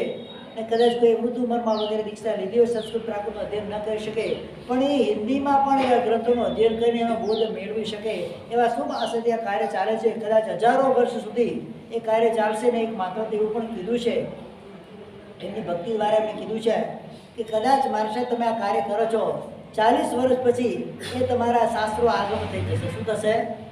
કે લોકો એના આધારે જ પોતાનું કાર્ય કરશે. એવું આ મોટું મહત્વનું કામ છે. ખરેખર જહેમતપૂર્વક કાર્ય ઉપાડ્યું છે. તો મારા એકલાથી કામ થવાનું નથી. એક ભાગ પાછળ લગભગ 3.5 થી 4 લાખ રૂપિયાનો પ્રિન્ટિંગનો ખર્ચો આવે છે. શેનો ખર્ચો આવે છે? આ તો નોર્મલ બધાને લાભ મળે એના માટે આપણે એક યોજના બનાવી છે. એમાં 5500 રૂપિયા જે પણ લાભ લેશે એનો દરેકે દરેક પુસ્તક જેટલા હવે 3 છપાઈ ગયા છે. 4થા નંબરથી પુસ્તક બધા પુસ્તકમાં એનું નામ આવશે. એક લાઈનમાં પાછળ નામ આવશે. નામની વસ્તુનું નથી. ઘણા ભાગ્યશાળી કહે છે મારે નામ લખવાની જરૂર નથી, પણ અનુમોદના માટે અમે નામ લખીએ છીએ પાછળ કે એમની ભાવિ પેઢીમાં ખબર પડે કે અમારા અને શુદ્ધ ભક્તિનું કાર્ય છે કે દરેકે દરેક વ્યક્તિ વર્ષમાં એક વખત આ શુદ્ધ ભક્તિનું કાર્ય પુસ્તક વગેરે લખાવાનું હોય છે. એમાં લખેલું છે શ્લોક સરસ મજાનો, તે નરા દુર્ગતિમ આપનુમતિ ન મુક્તા નૈવ ચ જડતામ નૈવ નતામ બુદ્ધિ વિહીનતામ છે લેખયંતી આગમ પુસ્તકાની. આ ભવમાં જે આગમના પુસ્તકો લખાવે છે એ આવતા ભવની અંદર દુર્ગતિને ક્યારેય પ્રાપ્ત કરતા નથી, ક્યારેય મુક્તા એટલે મૂંગાપણું પ્રાપ્ત કરતા નથી, ક્યારેય બુદ્ધિની જડતા એટલે પાગલપણું ક્યારેય પ્રાપ્ત કરતા નથી, અને અંધ અને બુદ્ધિ વગેરે ક્યારેય થતા નથી. એમની બુદ્ધિનો ચારે બાજુથી વિકાસ થાય છે. કારણ કે લાભ શેનો લીધેલો છે? અને આ તો પરમાત્માના દ્વારા બતાવેલા આગમો છે. કોઈ સામાન્ય પુસ્તકો નથી. એ કિંમતી રત્ન જેવા આગમો છે. અને એના અંદર કામ કરવું એટલે અમારે પણ ઘણી સાવધાની રાખવી પડે. એક પણ ઉત્સુકતા પણ અમારાથી એમાં થઈ જાય તો અમારો અનંત સંસાર થઈ જાય. અને ખૂબ ચીવટપૂર્વક કાળજીપૂર્વક આ કામ કરવાનું 4-4, 5-5 વખત એનું પ્રૂફ રીડિંગ વગેરે કરવું પડે. એમને એમાં કાર્ય થતું નથી. ખૂબ મહેનતનું કામ છે. છતાં પણ એ મહાપુરુષો પૂજ્યપાદ વલ્લભ સાગર મહારાજ, હરસાગર મહારાજ, અમારા ગુરુદેવ વગેરેને જે શુભ આશીર્વાદ મળ્યા છે ખરેખર મારી શક્તિ નથી એ તમને કહી દઉં છું. આ કાર્ય કરવાની મારી શક્તિ મારી નહીં, પણ જૈન શાસનના કોઈ પણ શ્રમણ ભગવતીની આ શક્તિ હોતી નથી કે આટલું મોટું જહેમતપૂર્વક કામ કરી શકે. પણ આ તો કૃપાળુઓના આશીર્વાદથી કાર્ય થઈ રહ્યું છે. આ 3 ભાગ કઈ રીતે છપાયા મને પોતાને એક આશ્ચર્ય લાગે છે. બાકી વર્ષમાં 1 વર્ષે 1 પુસ્તક છે, 2 વર્ષે 1 પુસ્તક બહાર નીકળે. આ 1.5 વર્ષની અંદર 3 પુસ્તકોનું કાર્ય થઈ ગયું છે. 1 હેન્ડેડ એકલા હાથે કોઈ પણ મારી સાથે સહાયમાં છે નહીં. એટલે તમારી પાસે ખાલી પ્રેરણા છે. અને સાહેબે કીધેલું છે દ્વારક સાગર છેલ્લે જતા પણ ક્યારેય પણ કોઈ પણ વ્યક્તિને આગ્રહ કરીને તમારે ફંડ એકઠું કરવાનો નથી. માત્ર વિનંતી પણ અમારી ન હોય, માત્ર પ્રેરણા કરવાની છે. એમ કરતા અને કહી દેવાનું કે આ કાર્યમાં લાભ લેવો એ તમારા માટે મહાપુણ્યનું કામ છે. એ પ્રમાણે કરીને આપણે એમને પ્રેરણા કરવાની છે. જે પણ ભાગે છે ને અત્યારે આપણે વલસાડ સંઘમાંથી લગભગ મારી પાસે 10 થી 12 નામો આવેલા છે, પણ હજુ આ વલસાડ સંઘના હિસાબે એ કંઈ કહેવાતું નથી. કમસે કમ એક ભાગનું કાર્ય વલસાડ સંઘમાંથી મારું થઈ જાય તો મને બીજા આગળના ભાગ માટે કામ કરવાની પણ ધગશ જાગે, પ્રેરણા જાગે, ઉત્સાહ જાગે. વિશેષ રીતે બધાના આ પ્રેરણા છે કે લાભ લઈ શકાય. ઘણા બધા હાથ ખર્ચા આપણે કરતા હોઈએ છીએ તો આગળમાં પોતાના સંતાનો નામે કરી શકાય, કોઈ ઘરમાં બીમાર વ્યક્તિ હોય એના નામે કરી શકાય, કોઈ ઘરની અંદર અપંગ હોય એના નામે કરી શકાય. એનાથી પણ એના જીવના ભવંતરમાં એની આવી વૃત્તિ, એના જે કહેવાય એ ન મળે ભવંતરની અંદર, આવા અપંગતા વગેરે એના દૂષણો એના અંદર ના આવે, એ આશયથી પણ આ કાર્ય કરી શકાય છે. જેની પણ ભાવના જે પણ બાકી હોય એમાં લાભ લઈ શકે છે. રકમ કંઈ બી વેલ્યુબલ રકમ નથી, મોટી રકમ છે નહીં, 5500 રૂપિયા એટલે કંઈ વધારે રકમ છે નહીં. એક એક ભાગનો લાભ લઈ શકે એવા વલસાડ સંઘની અંદર બેઠેલા છે મને સાંભળ્યું પ્રમાણે. બરાબર છે, પણ એટલું બધું આગ્રહ કોઈને કરતો નથી. છતાં પણ જેને જે લખાવેલા છે એમાં વૃદ્ધિ કરવી તો વૃદ્ધિ પણ કરી શકે, અને નવા જેને લખાવેલા છે લખાવી પણ શકે. કામ ઘણું મોટું છે, ઘણું ભગીરથ કાર્ય છે. નાની નાની રકમથી કામ જલ્દી પાર પડે એવું છે નહીં. તે વિશેષ રીતે બધાને પ્રેરણા છે, જેને લાભ લેવો એમાં લાભ લઈ શકશે. અને જિગ્નેશભાઈ પણ 2 દિવસથી આપણને કહી જ રહ્યા છે આ શુદ્ધ ભક્તિનું કાર્ય આવ્યું છે એટલે તમને બતાવું છું. અને આ કાર્ય જીવનમાં એકવાર નહીં પણ આ વર્ષમાં એકવાર તો દરેક શ્રાવકે કરવાનું હોય જ છે, ફરજિયાત જ છે. એમાં ઉત્કૃષ્ટ આપણને લાભ મળે એ આશાથી કાર્ય કરજો. બીજા નંબરની અંદર શ્રુતકિરણની આશાતાને ટાળવા માટે ક્યારેય કાગળ પત્ર વગેરેમાં ખાવાનું હોતું નથી. કાગળ પર બેસાય નહીં, કાગળને બળાય નહીં, કાગળનો ઉપયોગ વિષ્ટા વગેરે અશુચિ કાર્યો માટે કરાય નહીં. અક્ષર લખેલી વસ્તુ લઈ અને એના બાથરૂમ સંડાસ વગેરેમાં જવાય નહીં. ફોન મોઢામાં માથામાં ફોન હોય અને તમે બાથરૂમ સંડાસ કરતા હો, ભયંકર જ્ઞાનાવની કર્મ બંધાય.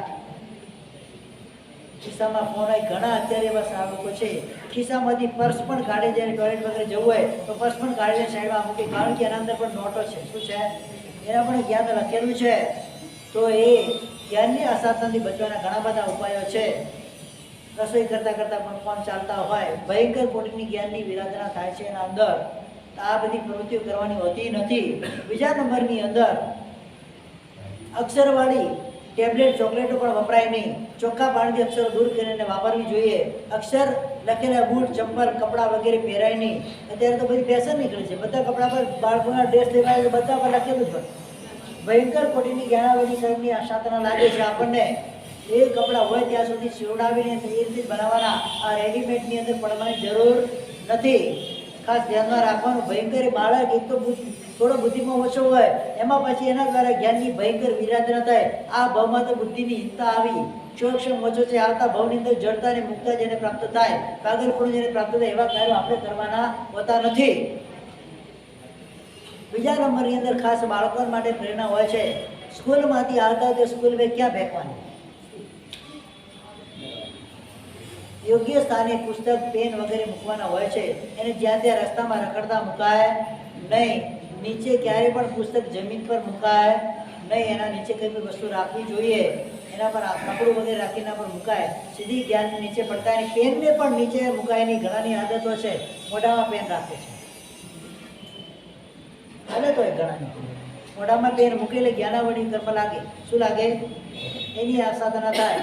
એ જ્ઞાનનું લખવાનું સાધન છે, એટલે એ પણ એનો ઉપયોગ એ રીતે કરાય નહીં. અશુદ્ધ સૂત્રો બોલવાના નહીં. ઘણા બધા ચડાવો લેતા હોય છે, ખાસ કરીને બહેનોની અંદર.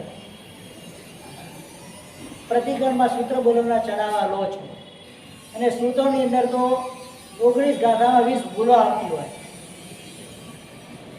આગ્રહ રાખવાનો નહીં કે હું જ બોલીશ. જેના પણ શુદ્ધ હોય એને જ સૂત્રો બોલાવવાના. કારણ કે તમારું એક પણ સૂત્ર શુદ્ધ બોલાય, પયહીનમ, વિનયહીનમ, જોગહીનમ, ઘોષહીનમ, સુટુદીનમ, દુટુપરિચ્યમ, આ જે સૂત્રના 32 દોષો છે. કેટલા છે? એ 32 દોષના તમે ભાગી થાવ. 32 સૂત્રમાં 50 ગાથામાં 57 ભૂલો હોય, તો કે બોલીશ તો હું જ. એવો આગ્રહ ક્યારેય રાખવાનો હોય નહીં. અમે વડીલ છીએ, અમે બોલશું, અમે આટલા વર્ષોથી સંઘનું સંચાલન કરે છે, બધો અધિકાર અમને જ હોય. કોઈ અધિકાર હોતો નથી. શાસ્ત્રની અંદર ખાસ બતાવવામાં આવ્યું છે, શુદ્ધ સૂત્ર આવડતા હોય એ જ બોલી શકે. ચડાવ બધા બોલો, ના નથી. પણ સૂત્રોની શુદ્ધિ હોય, કેમ કે એક સૂત્ર અશુદ્ધ બોલાય છે આખા સંઘને એનો દોષ લાગે છે. કારણ જેને નથી આવડતું એ તો અશુદ્ધ જ સાંભળવાનો છે. આવડતું છે કદાચ પોતાના મનમાં શુદ્ધ કરી લેશે, નથી આવડતું એને શું, એ અશુદ્ધ સૂત્ર બોલવાનો તમે બોલો છો એટલે બધો દોષ એને લાગે. ક્યારે પણ આવા આગળ ખાસ કરીને ભાઈઓમાં અમારી શાંતિ છે, આવડતું તમે ટેન્શન નહીં. સાહેબ તમે બોલો શું કહે છે, અમારી ટેન્શન હોતું નથી. ખાસ ટેન્શન ક્યાં હોય છે, બહેનોમાં. ખાસ ત્યાં ધ્યાન રાખવાનું, જે પણ ને શુદ્ધ સૂત્રો આવડતા હોય એને જ બોલાવવાનું, એની પાસે ભલે રોજ જ બોલે, કશો વાંધો નથી. તમે બંધીતું સૂત્ર બોલો, 4 લાઈનની ગાતા આવે, ત્રીજી લાઈન તો લગભગ પ્રાય કરીને બાષ્પી હોવાનું થઈ જતું હોય. એટલે બધી અશુદ્ધ ઉચ્ચાર ન થાય, આટલા બધા દોષ લાગે છે. અમારે પગામ સજામાં રોજ આવે, કોઈ ઈણમ વિણમ જોગ ઈણમ ઘોષ ઈણમ છૂટું ઈણમ છૂટું પડી જાય, બધા દોષ લાગે છે આમાં. અક્ષર હિન ન ચાલે, પદ હિન ન ચાલે, કાનો માત્ર હિન ન ચાલે, સ્વર સંધિમાં હિનતા ન ચાલે, વ્યંજન સંધિમાં હિનતા ન ચાલે, અશુદ્ધ એના તોડેલા ફોડેલા ન ચાલે, પોતાની મેળે તોડી ફોડી બનાવી દે ન ચાલે. ઘણી વખત એવું બનતું હોય છે કે હજી શાંતિ વગેરે બોલતા હોય છે, રાગ ખેંચવા માટે એ સૂત્રો તોડી નાખતા હોય છે. અર્થોનો અંદર કહેવાય ને ભયંકર અર્થોની અંદર ત્યાં આગળ પ્રોબ્લેમ આવી જતા હોય છે. એટલે એવા અર્થોને વાટ લાગી, આપણી ભાષામાં કહીએ તો એવા સૂત્રો એ રીતે રાગ રાગીને બોલવા, જે મૂળ એના છંદ રાગો છે એ છંદ રાગોમાં જે સૂત્રો, કારણ કે એ જ રીતે એની રચના થયેલી છે કે જેના કારણે એ અર્થોની અંદર ફેરફાર ન થાય. એટલે ઘણા બધા પિક્ચરના રાગો પર બધા હજી શાંતિ ગાવતા હોય, તેરા મેરા પ્યાર પર બધા સૂત્રો તૂટી જતા હોય, એમાં એ અર્થો તૂટી જાય અને જે મહાપુરુષે સૂત્રો રચ્યાથી જે આસક્તિ રચાય છે એનો બધો ભંગ થઈ જાય. એટલે જે શાસ્ત્રીય રાગ તમને આવડતા હોય શાસ્ત્રીય રાગમાં બોલવાનું, નહીં તો સીધી હજી શાંતિ બોલી લેવાની. શુદ્ધ ગદ્યની ભાષાની અંદર હજી શાંતિ બોલી લેવાની, એમાં ક્યાંય દોષ લાગતો નથી. ઘણા રાગ ખેંચવાની જરૂર નથી હોતી, એના અંદર દોષ લાગે છે. બીજા નંબરની અંદર જેને સારા સૂત્રો આવડતા હોય સૌથી પહેલાં બોલાવવાનો આગ્રહ એની પાસે રાખવાનો. શું છે, સૂત્રની શુદ્ધિ હોય એની પાસે બોલાવવાનો આગ્રહ રાખવાનો. હવે એક બહેનોમાં નવું તૂત નીકળેલું છે, ઉદ્ધાર કરેલા હોય એ જ વંદી તું બોલીશ.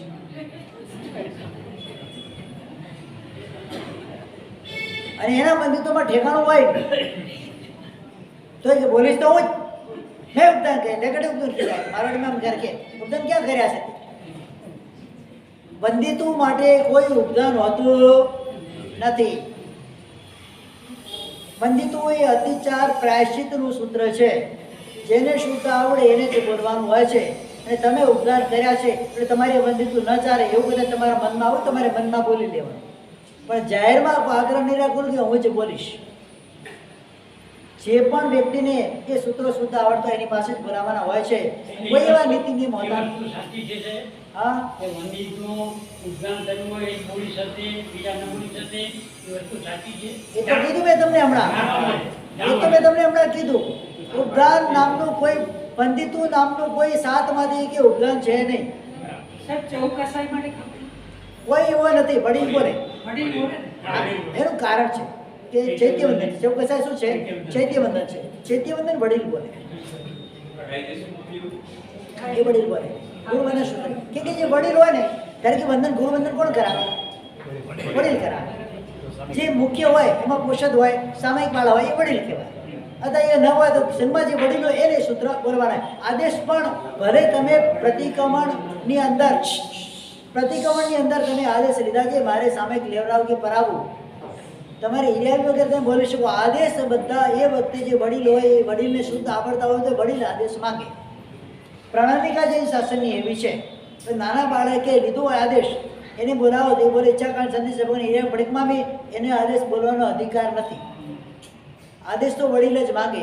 એ હિરિયાવી ભલે બોલે, આદેશ કોણ માંગે, ઈશ્કારી ભગવાન આદેશ કોણ માંગશે, વડીલ જ માંગશે. એ વખતે જે વડીલ હોય અને એને પણ જો શુદ્ધ આવડતા હોય આદેશ તો જ, ગોટાળી આવડતો નહીં.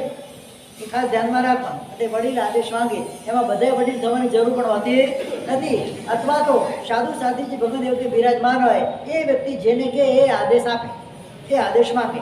કોઈ આગ્રહ કરવાનો નહીં કે હું તો 87 વર્ષની થઈ ગઈ તો સંઘમાં વડીલ છું એટલે આદેશ હું જ માંગુ, મોઢામાં દાંતી ને બોલી શકતા ન હોય ઈચ્છો પડ્યોનું છોટી છો ભગવાન, એવા આદેશ ન મંગાય. પછી શું છે એ વખતે મહાત્મા સાધુજી વખતે સાધુ જે બિરાજમાન હોય એ કે ભાઈ તમારા આદેશ શુદ્ધ છે, તમે આદેશ માંગો, એટલે એ આદેશ માંગે એને અધિકાર મળે છે.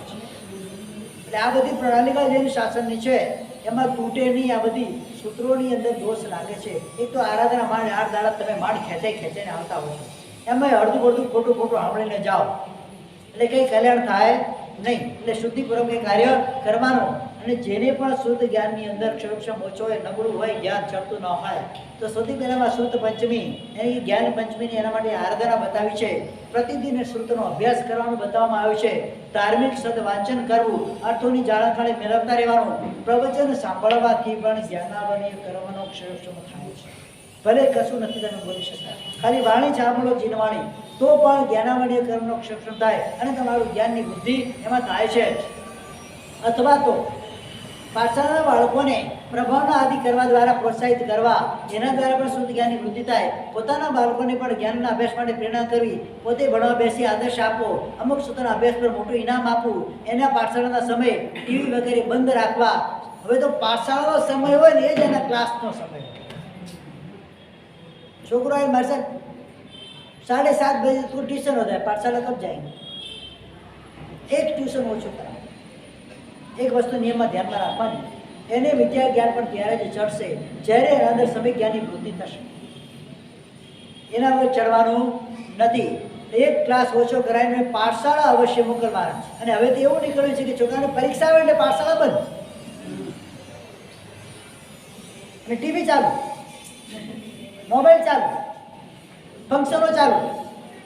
એક્ઝામ ચાલતી હોય કોઈ લગ્ન થાય એટલે બાળકને નહીં જવાનું, તમારે જવાનું જ નહીં, બરાબર ને? સગા ભાઈને ત્યાં લગ્ન હોય અને એ વખતે છોકરાની એક્ઝામ હોય તો શું કરો?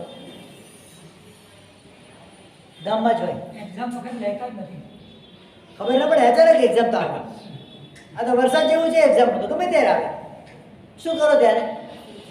એક્ઝામમાં જાઓ કે લગ્નમાં જાઓ?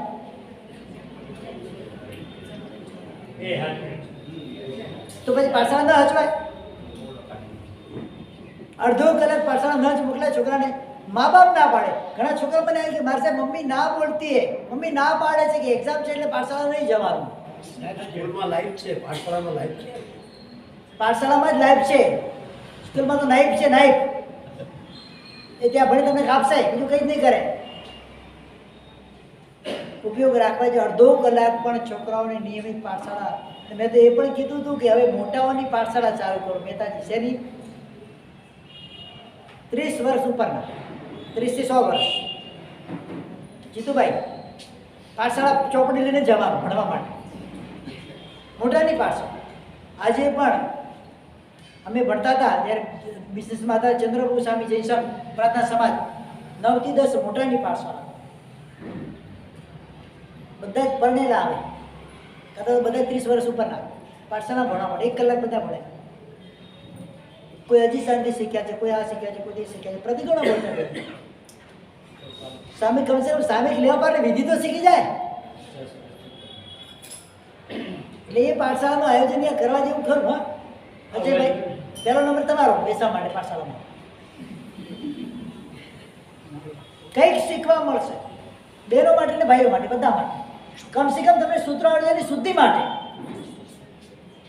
પાઠશાળા જશું તો જ આપણું કલ્યાણ થવાનું. જે વાત નક્કી છે, નક્કી છે, નક્કી છે. એનાથી જ જ્ઞાનાવર્ણીય કર્મનો ક્ષેમ થશે. એનાથી જ છોકરો કે જે બાળક તમારું સંતાન એ ભવિષ્યમાં આગળ જશે. એના સિવાય જવાનું નથી. અને પાઠશાળા દ્રવ્ય માટે તૂટો પડતો હોય તેમાં પણ બુદ્ધિ કરી શકાય. એની અત્યાર સુધી આટલી રીતે પાઠશાળાની ટીમે સાંભળી નથી હજુ સુધી. કરો છો કે નથી કરતા? પાઠશાળાના સંચાલન માટે, શિક્ષકોના પગાર માટે, પ્રભાવના માટે, બાળકોના પાઠશાળાના ખર્ચાને પૂરા પાડવા કોઈ ટીપ હોય છે અહીંયા આગળ? હા, સંદેશ ખરું કે ઓ સંદેશ કરી પાઠશાળા માટે તો એ ખર્ચો શેમાંથી પૂરો પડે છે? આપણે લઈએ છીએ કરી તો છે. પાઠશાળામાં સામૂહિક ખર્ચ. સામૂહિક વ્યવસ્થા છે જેની પાઠશાળા ચાલે છે એ દરેક શનિવારે છે, દરેક શનિવારે કરે છે. કશો વાંધો નહીં. દરેકની પાસે પર્ટિક્યુલર સામૂહિક વ્યવસ્થા છે. આ તો કશો વાંધો નહીં. બાકી ન હોય તો એ ફંડ પણ કરવા જેવું છે. ગઈ વખતે 2 વર્ષ પહેલા બાકીમાં અમારે ચોમાસું હતું વેરુધામ જૈન સંઘની અંદર 1.5 લાખ રૂપિયા પાઠશાળામાં તોટો હતો. ત્યાં જાહેરાત કરી હતી 12.5 લાખ રૂપિયાનું પાઠશાળાનું કાયમી ફંડ થઈ ગયું. હવે એના વેજમાંથી પાઠશાળા ચાલે. તો આ રીતે બસ સરસ ચાલે સરસ.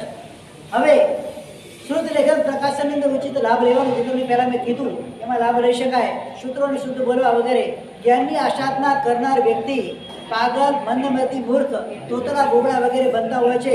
એટલે ખાસ ગુણદત્ત, ગુણ ભરદત્ત અને ગુણમંજીના દ્રષ્ટાંતથી જાણી લેવાનો. આ રીતે આ ચાલે છે. હવે 9મો, 10મો, 11મો 3 કર્તવ્ય હવે આપણે કાલે લેશું. આજે આપણો સમય અહીંયા પૂરો થાય છે. કાલથી એ નવા કર્તવ્ય બાકી છે. એ 3 કર્તવ્યો આપણે કાલે લેશું. બપોરે 3 વાગે સાધર્મિક ભક્તિના ઉત્થાન માટે, સાધર્મિકોના ઉત્થાન માટે, એમના જીવનમાં ઘટેલી ઘટનાઓને જાણવા માટે કેવા કેવા સાધર્મિકો આ શાસનમાં છે અને કઈ રીતે જીવન જીવે છે એ બધું સાંભળવા માટે 3 થી 4, 4:30 સુધી આપણું બપોરનું પ્રવચન રહેશે. ગળું તો દુખે છે પણ છતાંય જવું પડશે અને કરીશ. કારણ કે પાછી રોજ 2 વ્યાખ્યાન દેવાના જ છે. વ્યાખ્યાન એકમાં પૂરું થતું નથી એટલે 2 વ્યાખ્યાન રોજના રહેશે જ કલ્પસૂત્રના પણ. તો આ રીતે આપણે આ આયોજન કરવાનું છે અને સાધર્મિકનું મોટું ફંડ એકઠું થાય અને સાધર્મિકને સારામાં સારી સહાય થાય એવા શુભ આશયથી આપણે આ કાર્ય કરવાનું છે. કોઈ પણ વ્યક્તિ એમાં બાકાત ન રહે. જેની જે પણ ભાવના હોય ફૂલને જે ફૂલની પાકડી એમાં લાભ લેજો ખાસ સાધર્મિકના ઉત્થાન માટે. કારણ કે કાલેટોને આપણો પણ એવો અવસર ના આવી જાય એનું ખાસ ધ્યાન રાખવાનું. આવી શકે આપણે પણ સાધર્મિક ભક્તિ લેવી પડે એવો પણ અવસર આપણો ભવિષ્યમાં આવી શકે. તો એના માટે પાણી પહેલાં પાળ બાંધવા પૂરે આપણે સૌથી પહેલાં સાધર્મિક ભક્તિની યોજનામાં આપણે લાભ લેવાનો છે. જેને પણ જે લાભ લેવો લઈ શકશે. બરાબર. ગુરુવંદન ઇચ્છામિ કમાસરો મંદિર ઇચ્છામિ કમાસરો મંદિર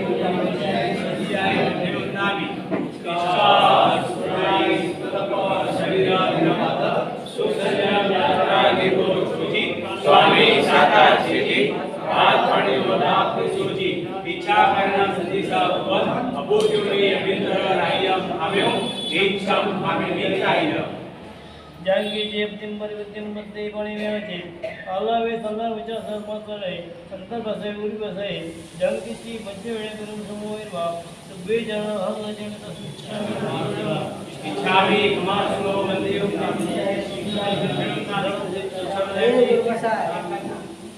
પચકાંડ આપી દીધું છે. ચલો સર્વ મંગલ મંગલ સર્વ કલ્યાણ પુરાણ શરદ જૈનમ જૈન વજીરતા